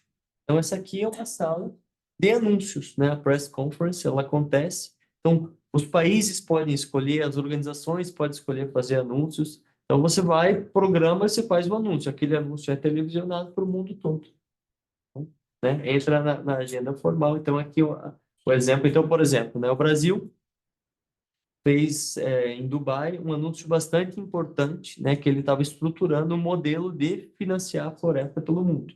Muito por conta dos interesses econômicos do BIC. Muito por conta dos interesses econômicos por trás das empresas, inclusive, para proteger ou para utilizar a bioeconomia como fomento para a proteção da floresta. Aqui em Glasgow, né, depois da pandemia, então, eu falei em vários eventos, mas especificamente aqui é uma fala num pavilhão da África do Sul, falando sobre a descarbonização das economias. Então, ali tem todas essas telas com as empresas que estavam participando, e vejam, são empresas que são, inclusive, consideradas altamente poluidoras. Então, o que eles vão fazer lá? Bom, naturalmente, se eles estivessem em outros países, nos Estados Unidos ou mesmo no Brasil, provavelmente iam tentar proteger seus interesses privados. Lá eles não conseguem fazer da mesma maneira, ainda bem, né? Então eles participam lá para exercer influência nas pessoas que estão lá, para falar assim, olha, eu estou promovendo uma solução inovadora, né? Por isso que recentemente veio mais à tona esse tema do greenwashing, que também está dentro das conferências, né? É uma realidade inexorável, mas pelo menos, né, é por isso que eu falo do fossil fuel. Eu prefiro que todos os produtores de petróleo estejam na mesa e participem das conferências e das conversas, ainda que o interesse deles seja viabilizar mais exploração do petróleo. Porque aí tem uma negociação. Aí a gente consegue conversar e tentar trazer à tona assuntos mais complexos. Então, aqui em Sharm el-Sheikh, no Egito, um pavilhão do Brasil oficial, falando sobre, um dia inteiro falando sobre mercado de carbono. Vejam, fora as negociações oficiais, tem uma agenda dos pavilhões que coloca cada dia um assunto importante. Então, o dia da energia, dia de proteção dos oceanos, e assim vai. E quem participa nesse caso? As empresas, sobretudo. Mas como badge? A badge é a mesma, não muda. Não muda. Então, se eu estou com a badge do Brasil, né, e não estou representando o Brasil formalmente nas negociações, mas tenho acesso a Blue Zone, eu posso participar de todas essas conversas, inclusive em outros pavilhões. Então, é um espaço aberto. Eu vou mostrar a foto aqui de Baku. Mas passa por uma acreditação. A acreditação é a mesma. É a mesma, o mesmo processo. Todo o mesmo processo. Isso. Então, se alguma empresa quiser participar, por exemplo, da COP30 no Brasil, tem que ser ou por intermédio do Brasil, que dá acesso, ou por uma organização já acreditada. Não tem outra maneira. Tem outra maneira. Aqui também um outro exemplo. Isso é um processo longo, porque acho que tem muitas perguntas práticas, né? Um processo longo para poder ter essas acreditações. É um processo. Tem que começar quando o processo? Para a COP no Brasil já não dá mais tempo, por exemplo. Então, para fazer o processo de acreditação para a COP do Brasil é 1 ano, se eu não me engano, para fazer o processo, e ele começa sempre, se eu não me engano, é maio. Então, maio, para você ser acreditado para a COP do ano que vem. Quem não fez no início esse processo... As organizações não governamentais, que se eu não me engano tem que ter pelo menos 3 anos, tem que ter algum balanço, tem que ter requisitos específicos que não fizeram até agora, não participam da COP. o que sobra são os side events, nesse caso. Não, nenhuma, não Nenhuma. participa de nada. Eu vou mostrar você. Não entra na convenção. Não entra. Você tem que entrar utilizando uma badge de uma organização já acreditada. Aí outra é a aproximação de quem tem e conseguir esse... Então, por exemplo, né, várias organizações, Fiesp, né, organizações CBEDS e várias outras organizações, eles com o Brasil, eles organizam algumas acreditações que são distribuídas pelo governo brasileiro. Então, o governo brasileiro, então, por exemplo, se a Câmara, eu acredito que a Câmara França-Brasil deve conseguir, por exemplo, 1 ou 2 badges com o governo francês. Deveria conseguir. A gente fez recentemente, uma amiga nossa que conseguiu, por exemplo, da OAB. Né? A OAB no Rio Grande do Sul, acreditar uma organização para receber a acreditação.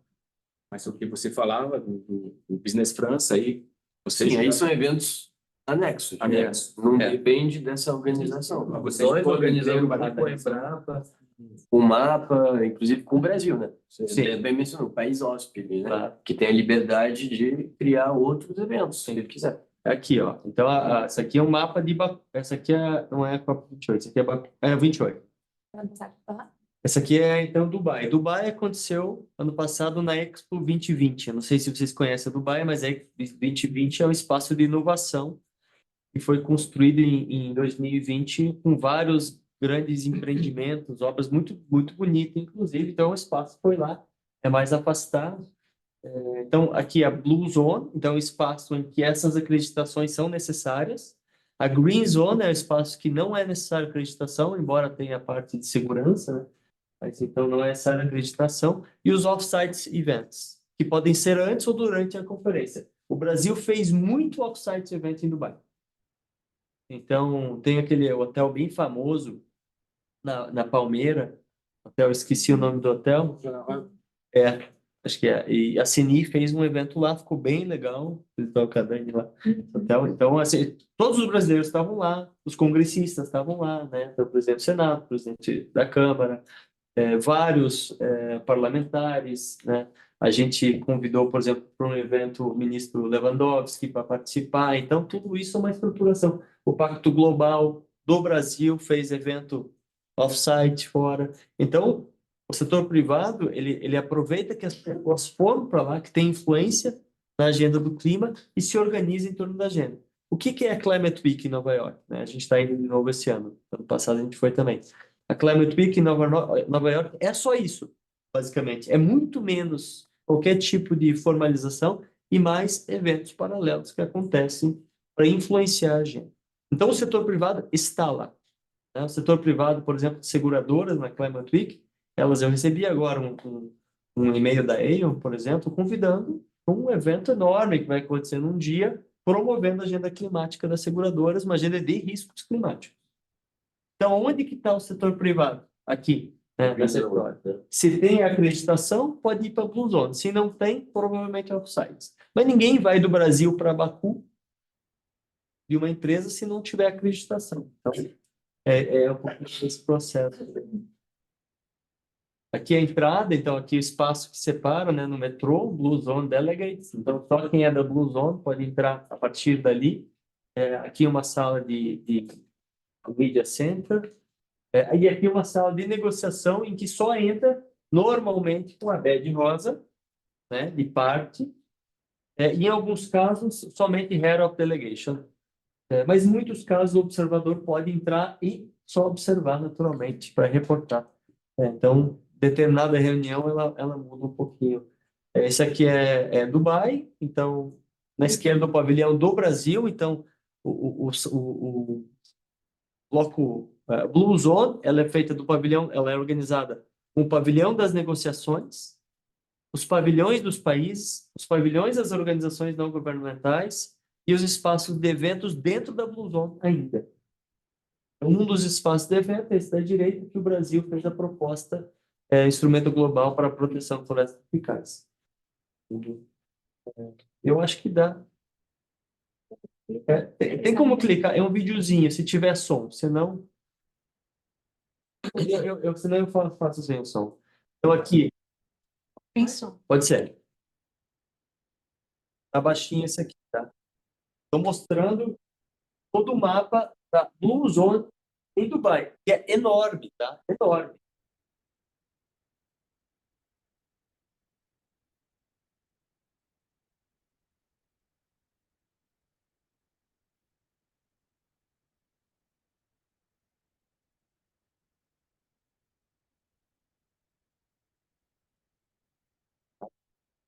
Pode clicar no outro videozinho, por favor. O cinza é o green zone ali?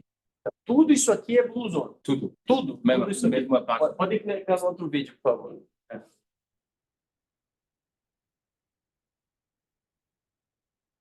Isso.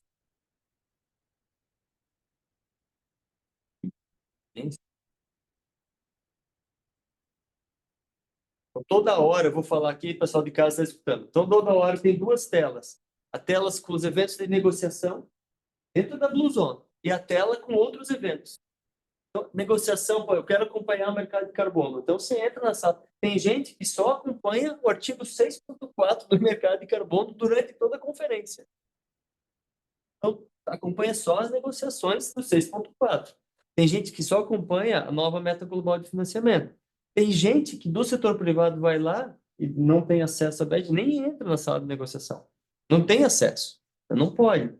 A BED amarela, por exemplo, do Observer, ela não dá acesso a todos os espaços.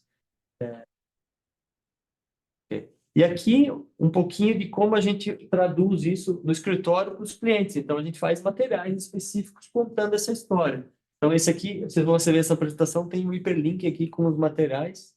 Então, a gente mostra a historiazinha das COPs, né? A visão e a estratégia conectada com a ação climática. A gente posta todo dia highlight de evento, negociação e qual que é o take-out para o Brasil. Então, é o jeito da gente se comunicar para o setor privado. Enquanto o Rodrigo está presencialmente na COP, nós estamos remotamente acompanhando, porque presencialmente ele não consegue acompanhar tudo. A gente consegue ter uma ingerência maior dos eventos que são disponíveis. Inclusive, é uma dica, vários eventos ficam disponíveis online para assistir. É indispensável, entendeu? Não tem como. Então, e a gente posta quais eventos que vão ser broadcasted, né? No YouTube, então a gente coloca os eventos aqui. Aqui, Baku. Então, Baku, a gente pegou essa foto, Blue Zone, Green Zone, mesmo conceito. Side Events, Pavilions, Meeting Rooms, então, salas de negociação. Leadership, provavelmente é só a sala de Head of Delegation, então, só diplomacia, com salas fechadas, para combinar como que você, de fato... e onde que estão, onde que ficam, né, as empresas, o setor privado? Normalmente, nesse caso, a pessoa vai ficar o tempo todo no Side Events. Então, por exemplo, Side Events da Agência Internacional de Energia, Side Events da Unicef, um Side Events da, sei lá, qualquer um Pacto Global. Então, Side Events, então, uma empresa privada vai lá, pega o estado da arte daquele setor, né? E aí é a cereja do bolo no final aqui. E os pavilhões são dos países. Então, todo dia, cada pavilhão tem uma programação enorme. Então, tem uma programação do pavilhão francês, por exemplo, explicando a crise climática nas parreiras na região de Bourguignon. Então, tá lá, tem um case, o cara fala meia hora sobre isso. E tem um programa... Tem, tudo com antecedência, né? Não saiu ainda o programa de Baku, mas é super completo. Ele é consolidado entre todos os pavilhões? O site da UNFCCC, né, o site é bem interessante. Ele mostra tudo com bastante... E aí tem um site específico de Baku, da COP29, que não tem toda a programação ainda. No primeiro dia de negociação, as partes também aprovam todos os eventos que acontecem especificamente, esses obrigatórios de negociação. Então, no primeiro dia, a gente já tem uma visão geral de tudo que vai acontecer em termos de negociação. Então, desde 2018, então isso aqui é um exemplo prático para as empresas que querem, eventualmente, apoiar uma organização e participar. Então, as organizações que são acreditadas, elas têm o direito de alocar e de pegar um espaço mesmo dentro de um pavilhão. Então, aqui estão os pavilhões, o tamanho dos pavilhões que estão para alugar em Baku, né? Eu vou sempre, por isso que eu não vou com o Brasil, uma associação que se chama Responding to Climate Change, e ela recebe dinheiro de empresas para viabilizar o pavilhão delas, e ela consegue acreditar 1 ou 2, né, para participar e contar o case da empresa e escrever algum artigo e eventualmente participar de algum side events. Então, empresas que eventualmente tenham interesse em participar, elas apoiam isso, é uma organização não governamental, então não é fins lucrativos, é pagar a conta mesmo para viabilizar, enviar pessoas para lá, pagar estadia, pagar alimentação, mas pelo menos as empresas têm a oportunidade de contar um pouquinho da história. Várias empresas do Brasil estão com Responding to Climate Change, vocês podem entrar no site rtcc.org, vocês vão encontrar lá várias possibilidades. E para fechar, 6 slides aqui, a gente está já 10h30. Como que a gente vê, mas é um pouquinho do que a gente falou, né? Qual o papel do setor privado nessas conferências? Primeiro, engajamento. Então, é escolher ser líder ou não ser líder da agenda. Ao ser líder, naturalmente, eu vou precisar acompanhar o que está acontecendo. Então, quem tem interesse, por exemplo, no mercado voluntário de carbono, tem que saber o que está acontecendo nas negociações do artigo 6º. Quem tem interesse em transição energética, em eventualmente carbon capture ou qualquer coisa assim, tem que saber o que está acontecendo nas negociações que a Cá vai comentar rapidamente agora de transição energética. Tem que apoiar com informações novas, relevantes, dados, produzir documento, produzir informação, que é o que o escritório faz. O escritório traz informações, consolida várias informações e tenta municiar os clientes, né? E, eventualmente, apresentar cases em official side events e em outros eventos paralelos na Blue Zone ou off-site, né? Tem que ter um processo de compreensão. Então, o que a gente está fazendo aqui é explicar por que isso é importante. Para apoiar as decisões, a diplomacia, a tomarem a melhor decisão, né? A decisão mais bem informada. Relacionamento com as pessoas que estão lá.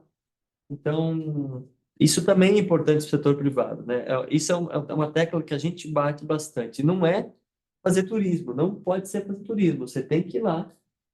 Se tiver acesso, tiver interesse, conseguir participar, você tem que dar a tua contribuição para esse processo. Então, faz um relacionamento ativo que eventualmente você não teria, né, com pessoas. Lá né, eu conheci as principais pessoas da agenda nessas conferências.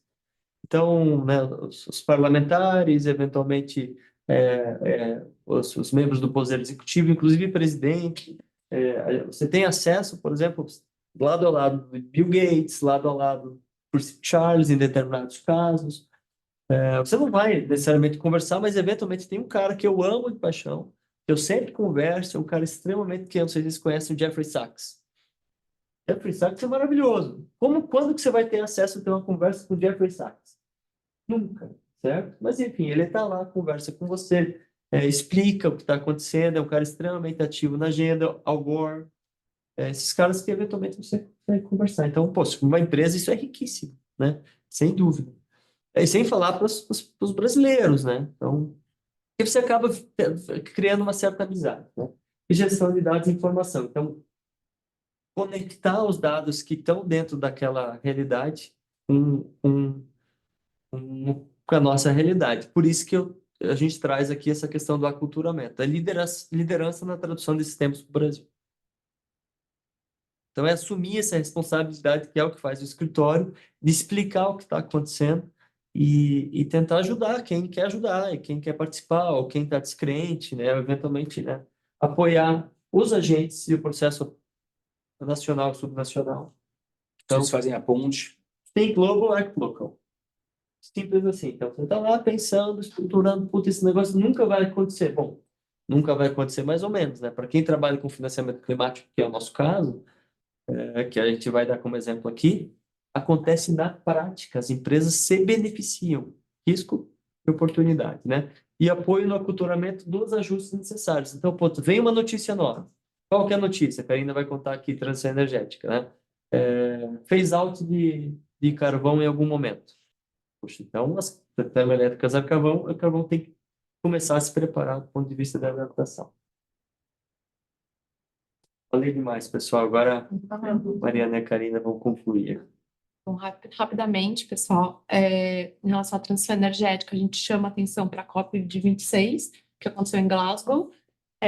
Essa COP, ela deu luz à questão do phase-out, dos combustíveis fósseis. Então, os países se comprometeram a reduzir gradualmente o uso de combustíveis fósseis, em especial o carvão sem abatimento de emissões. Eles se comprometeram também a eliminar gradualmente subsídios aos combustíveis fósseis, e aqui um pouco na linha do incômodo do colega, o grande ponto é que os países que são os grandes financiadores de carvão, eles não participaram disso, eles não se vincularam, que é China, Japão e Coreia do Sul. Mas a gente entende que houve, né, um avanço na temática. Os países também, eles aderiram ao Pacto Global do Metano, que foi criado, né, e onde os países eles se comprometeram a reduzir em 30% a emissão de metano até 2030. E aqui lembrando que esses países eles representam mais de 75% da economia global e metade da emissão de metano no mundo.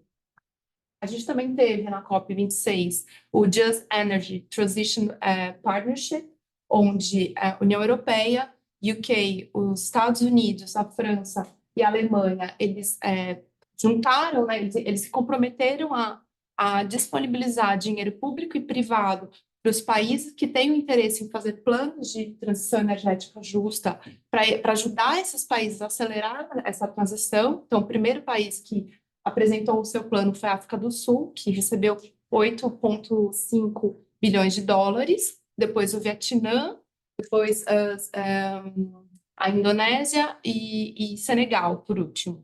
Então, aqui a gente tem ações concretas, né, na linha do que o Rodrigo falou em relação a Just Energy Transition Partnership. Rapidamente aqui, para a gente não estourar o tempo. Rapidamente também, um outro tema muito importante de ficar atento para as próximas negociações é o mercado de carbono. As COPs, elas são palco para discussão sobre temas que envolvem o setor privado, embora, como o Rodrigo tenha explicado, o setor privado atua como uma pressão, muitas vezes, em direcionamento das ações, mas algo que nós observamos provavelmente nas últimas 3 COPs, é a importância de entender a integridade desses mercados. Atualmente, o que nós temos em âmbito nacional e internacional é o mercado voluntário de créditos de carbono. E muito se discute sobre a integridade dos créditos, se de fato eles representam as reduções de emissões, e se aqueles créditos se representam o valor pelo qual estão sendo adquiridos, se serão utilizados de fato para auxiliar a descarbonização do Brasil e mundial. E é um tema que se discute lá. Embora as negociações elas visem regular o mercado internacional no âmbito do Acordo de Paris, o mercado voluntário é um mercado que está sendo desenvolvido e, portanto, merece cuidado e atenção, embora aqui a ressalva é importante: o mercado voluntário é voluntário por uma razão, não tem uma regulação por trás, não tem uma entidade reguladora por trás, mas as melhores práticas acabam sendo adotadas e refletem um do outro, sem dúvidas. Em âmbito internacional, e especificamente no âmbito do Acordo de Paris, nós temos alguns mecanismos mercadológicos e não mercadológicos para a cooperação internacional, 2 deles sendo um mercado de carbono internacional, o artigo 6.2 e o artigo 6.4 do Acordo de Paris. O 6.2 sendo um grande comércio de reduções de emissões, em inglês nós chamamos de ritmos, e o artigo 6.4, que é um mercado internacional regulado, com um órgão supervisor, com regras específicas, inclusive regras voltadas para adaptação. Parte dos recursos precisam ser destinados à adaptação, que é um tema importante. A gente convida vocês a lerem o nosso monitor desse mês, que explica um pouquinho mais sobre esse assunto. E um mecanismo não mercadológico, que é bastante interessante, do artigo 6.8, capitaneado por um dos nossos vizinhos, a Bolívia, como uma tentativa de mostrar que não é só o dinheiro também que move esse mercado. A ideia de capacitação técnica, de transferência de tecnologia também é importante, em especial dos países em desenvolvimento, dos países considerados desenvolvidos para os em desenvolvimento. E, por fim, só dando uma luz para o âmbito nacional, nós temos em discussão um projeto de lei que visa regulamentar o mercado de carbono em âmbito nacional. Também merece todo um tratamento adequado aqui para explicar as disposições.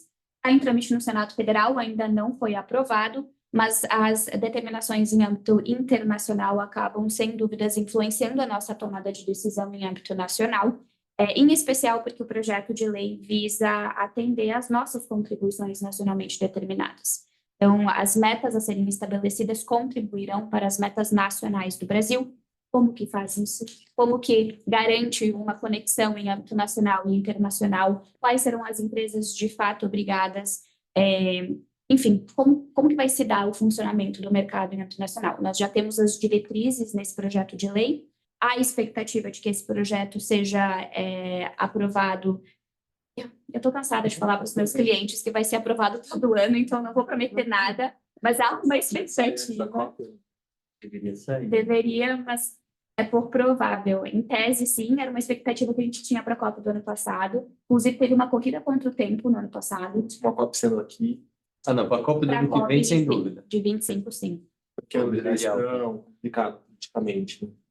O problema é que tem vários prazos de vacância, né? Então é complicado. Mas assim, deveria ser. Pelo menos as diretrizes deveriam estar aprovadas. Talvez com o segmento agro não dentro. Que é como está hoje. Nesse momento não está. Vai tocar. É isso. Ok. E aí, financiamento climático, um tema que tem sido discutido também nas últimas COPs. O Rodrigo mencionou de forma breve que lá em Copenhague, os países considerados desenvolvidos se comprometeram aos 100 bilhões de dólares anuais para essa agenda.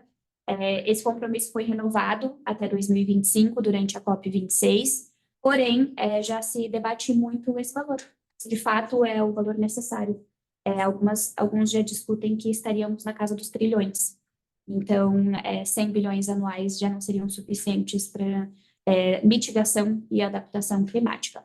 É uma pauta que a gente tem discutido muito, a gente discute internamente com os nossos clientes. Trabalhamos recentemente em alguns casos.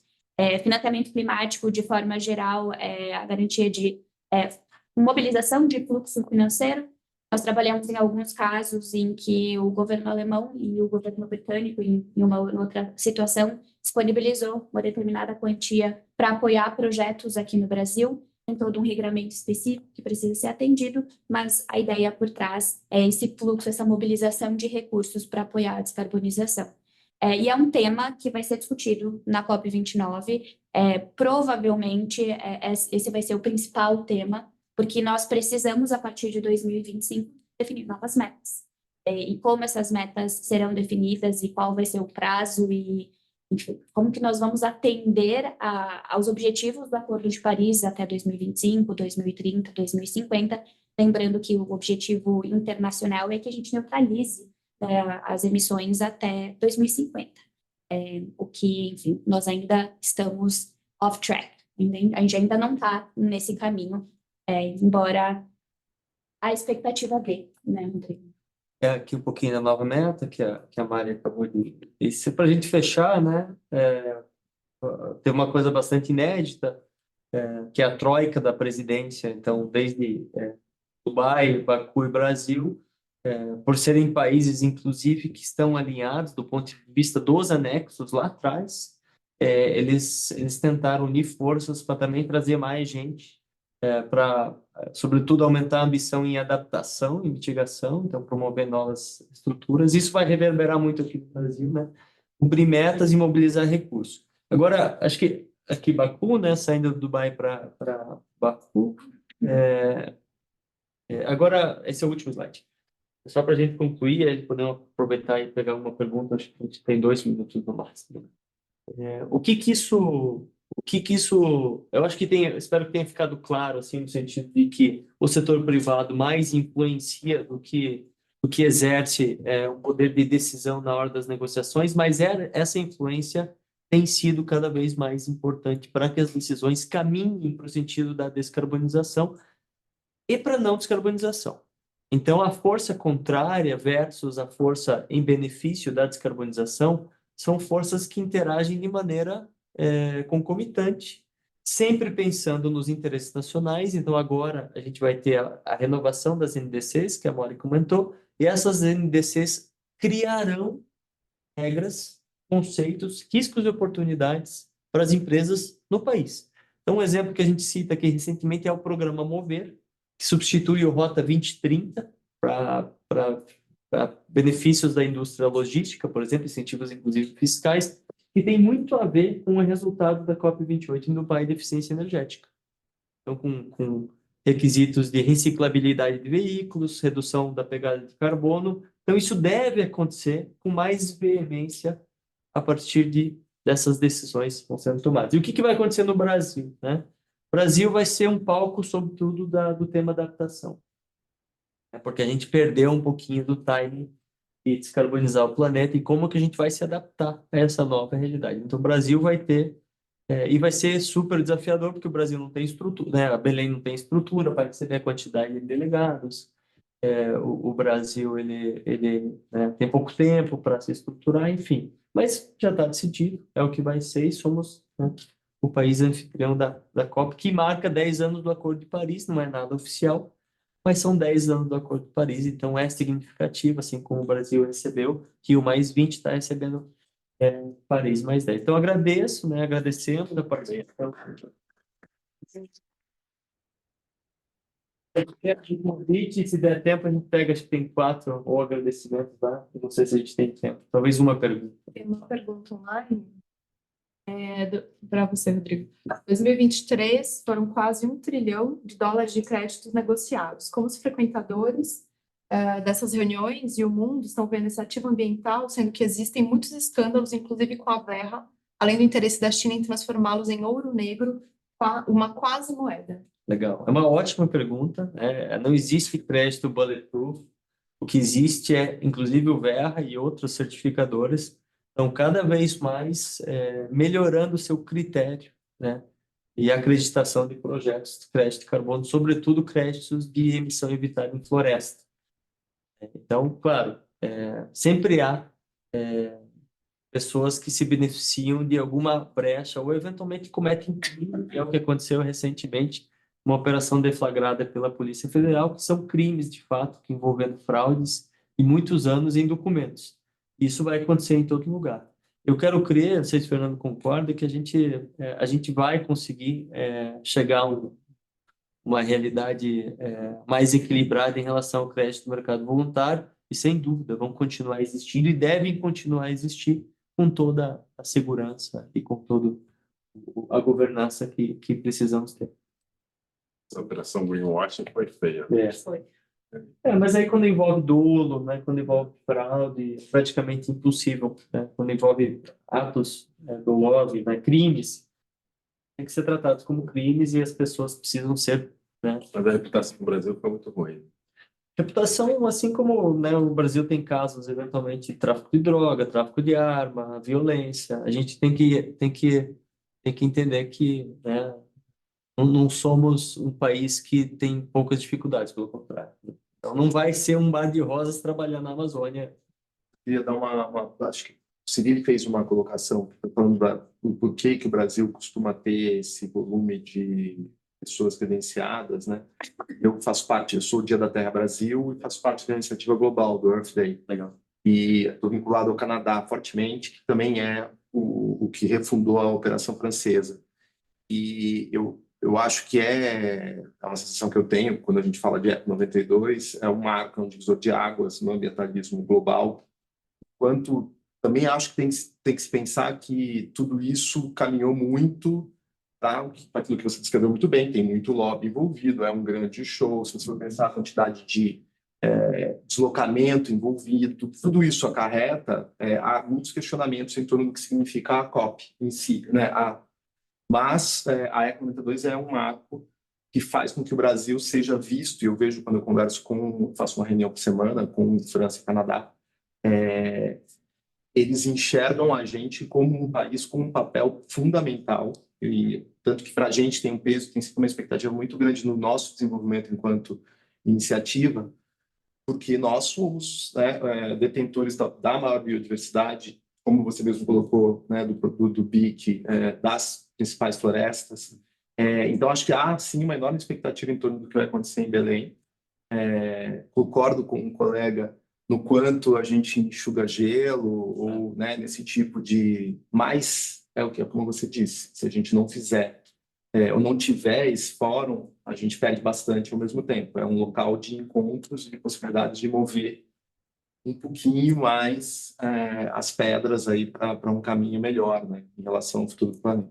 Sempre quando eu tenho a oportunidade de falar do Brasil nas negociações, eu tenho muito orgulho do Brasil ser um interlocutor que conversa com todo mundo, sobretudo na agenda climática. O Brasil tem um potencial enorme de trazer consenso. Sim. E esse assunto é um assunto muito apaixonante. Então, trazer consenso, inclusive dentro do governo brasileiro, a gente tem que evitar posições radicais e trabalhar no sentido de trazer consenso. Vocês estão cientes dessa? Eu vi isso no podcast essa semana, que a gente vai ter o Brasil abrindo a conferência anual, né, das Nações Unidas, e que a chancelaria brasileira encontrou um artigo para questionar justamente uma requalificação da governança global da ONU. E parece que o Lula aprovou que isso seja desenvolvido, eles estão trabalhando nesse desenvolvimento e vai se pedir, que é um artigo que nunca foi chamado à luz, né? E que vai ser chamado nessa... Eu acho que muito do que se colocou aqui, das travas também de negociação e do avanço, porque de fato tudo que vocês listaram, a gente, falando em português bem claro, a gente está longe de conseguir chegar nas metas, né? Não vai chegar porque... Exatamente. Existe Se você fala no ambiente, a gente está lidando com técnicos, acho que há partidários de governos no Brasil que, analisando os dados, né, sobre, por exemplo, água, quebra de safra, problemas em segmentos específicos, super alarmante. E a gente precisa agir com mais urgência. Isso acho que está claro, no plano de fundo. Só que precisa efetivamente vir para a vitrine essa urgência, a gente precisa agir. E é isso que eu acho que talvez cause a sensação de estranhamento do nosso colega ali, porque, de fato, muitas vezes parece que a gente está discutindo, e, eventualmente, como foi bom que você colocou, evitando, espera-se, fazer turismo, porque todo esse deslocamento de avião do mundo inteiro para Belém, qual o tamanho dessa pegada? Entendeu? Então, tudo isso é muito importante que venha à tona. A questão da urgência, ela, mais do que passou, 2050 é longe. Essa é uma verdade que precisava ser discutida, entendeu? É uma foto que eu trago sempre, que é a foto que tem em Glasgow da passeata, que é Fuck You 2050. Exato. Porque, na verdade, não é sobre isso. Exatamente. Acho que a questão conceitual também é um grande desafio, né? É que foram colocados termos, né? Uma terminologia tão específica sobre a questão climática, e muitas vezes, quando se traduz isso para a sociedade como um todo, inclusive para as empresas, ficam algumas umas dúvidas e se cria muitas vezes distorções, né? Então, por exemplo, quando se usa o termo descarbonização, pensa, bom, mas o carbono está em tudo, a gente está sentado em cima de carbono, nós pisamos em cima de carbono, né?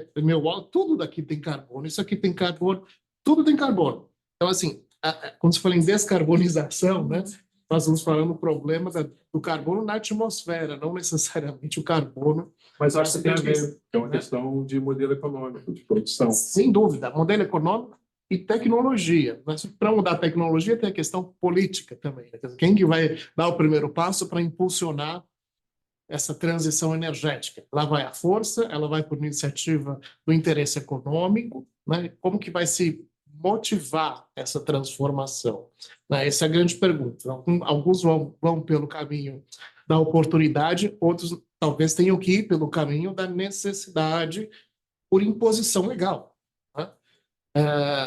Mas possivelmente, quer dizer, claramente a gente ainda está patinando porque há uma grande dificuldade acho que de compreensão sobre a complexidade desses conceitos, né? E de como internalizá-los naquilo que vai de fato representar resultados efetivos, que é no âmbito interno, né? No âmbito local, como você bem colocou, né? E da falta de pessoas como o Rodrigo, né, que conseguem fazer essa tradução de uma questão extremamente complexa, né, para quem vai estar operando na outra ponta, na execução e implementação. Né? Então, assim, eu agradeço a vocês aqui pela oportunidade de estar trazendo a pauta da nossa comissão esse tema tão importante e de forma tão esclarecedora como vocês fizeram, né? Porque realmente é um convite, né, a todos aqueles que estejam interessados em aderir a essa iniciativa, porque realmente é uma necessidade, bem colocado, e é urgente. Então, fica aqui também o meu agradecimento a vocês pela participação. Eu também agradeço imensamente. Só queria pegar mais uma pergunta para finalizar também lá no online, que é importante que a gente inclua eles. E eu acho que é meio que uma síntese, talvez, um resumo, coisas foram faladas, mas tem um desejo de entender mais da prática essas coisas. Rodrigo, por favor, se quiser ler. A pergunta é da Bianca Brício. Gostaria de saber quais as sugestões para planejar a participação de empresas a partir desse momento, quais seriam os pontos-chave para garantir uma participação efetiva. Acho que primeiro esquecer COP no sentido de uma conferência em que eu preciso estar e mais no sentido de que qual é o meu local nesse ambiente, numa tentativa de reduzir a emissão de gases de efeito estufa na atmosfera, ou seja, ser mais eficiente. Então, primeiro, olhar uma empresa do ponto de vista da eficiência do jeito que opera. Então, isso, às vezes, as pessoas falam é um pouquinho do ESG, é um pouquinho... Na verdade, assim, ser melhor no jeito de operar. Não significa necessariamente gastar mais dinheiro, pelo contrário. Significa, eventualmente, né, estruturar políticas, modelos de negócio que sejam mais resilientes.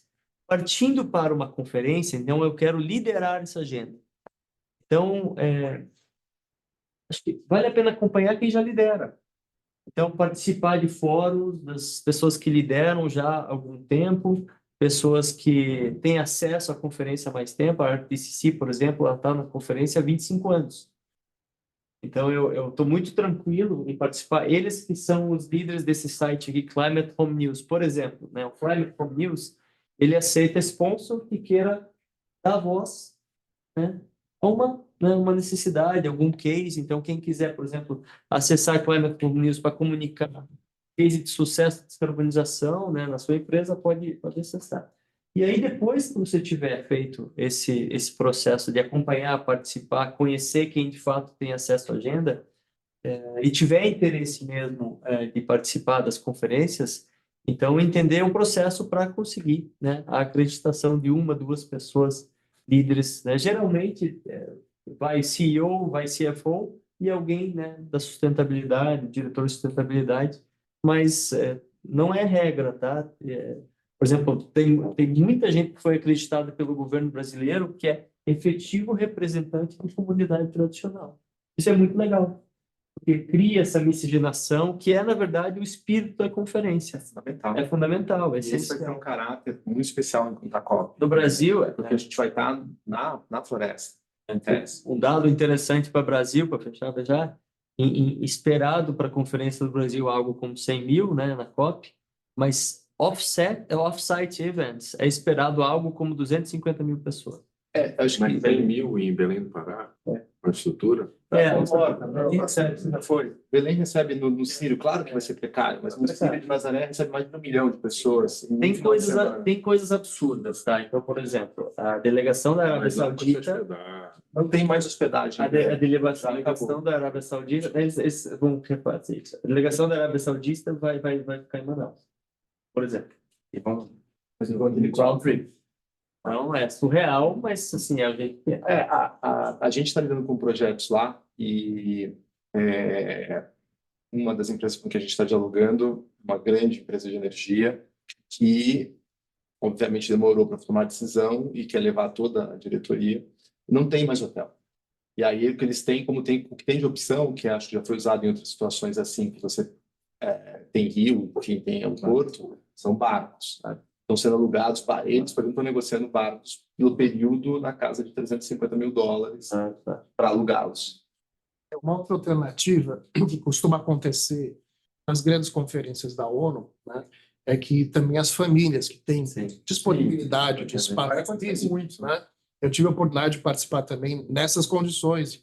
Nas casas, as pessoas acolhem, reservam 1 ou 2 quartos para receber as pessoas que vão participar. Obviamente, se paga por isso, mas existe uma interlocução do próprio organizador do evento. Então, não sei se é o caso do Brasil, se isso está sendo pensado dessa forma, né? Mas em outras oportunidades, o próprio governo se incumbiu de credenciar famílias residentes que tinham interesse em abrir esses espaços, né? Porque isso também até contribui com a economia local adicionalmente, né? Então, e as pessoas têm interesse em fazer isso. Na Polônia, eu fiquei numa casa de uma família polonesa e toda noite era vodka caseira. Maravilhoso, né? Só vem casa. Bigos, Pieroni e vodka caseira. Karina, Mariana, Rodrigo, imensamente muito obrigado. Foi extremamente esclarecedor. Eu acho que atendeu assim a expectativa que era a nossa hoje de dar mais um passo em relação a esse caminho para a COP30.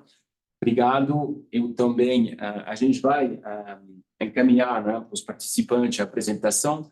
Quem tiver mais dúvida pode entrar em contato com vocês. Eu tenho uma última pergunta. Tá. Vou suprir. É bem importante. Tá. É bem importante. Porque a gente está hoje na Câmara França-Brasil e a gente esqueceu de mencionar uma coisa essencial. É que ano que vem, além da COP, a gente está celebrando os 200 anos de relação diplomática França-Brasil. Né? Então, além da importância que já é da COP, a gente tem essa essência da relação franco-brasileira que vai ser celebrada no ano que vem. Então, isso tem que ficar na mente de cada um aqui que está na Câmara França-Brasil. Vão ser vários eventos cruzados, França-Brasil, da França no Brasil, do Brasil na França. Vocês vão fazer Obrigado por por fazer isso. Então, isso é só para o pessoal online saber, ter ciência disso, e por isso também que fazemos esse evento da Business France em junho, né? Sabendo todas essas questões de hotéis, etc. A gente vai fazer em junho, antes, para mostrar o que está acontecendo no Brasil para as empresas francesas que vão vir para cá, né? E a gente tem uma agenda que já está rolando, né? Final do ano, esse ano, vai ter o CIAL em Paris, né? Maior evento da Europa de alimento. O Brasil vai ter uma delegação enorme lá. Mais de 1.000 pessoas do Brasil estão indo lá. Então, guardar em mente que não é só COP. Tá? É França, Brasil, COP, relações empresariais, ONGs, governos, tem muito mais do que isso a ser celebrado. Né? Então, vai ter muitas oportunidades. Obrigado. Muitas. Legal. Então,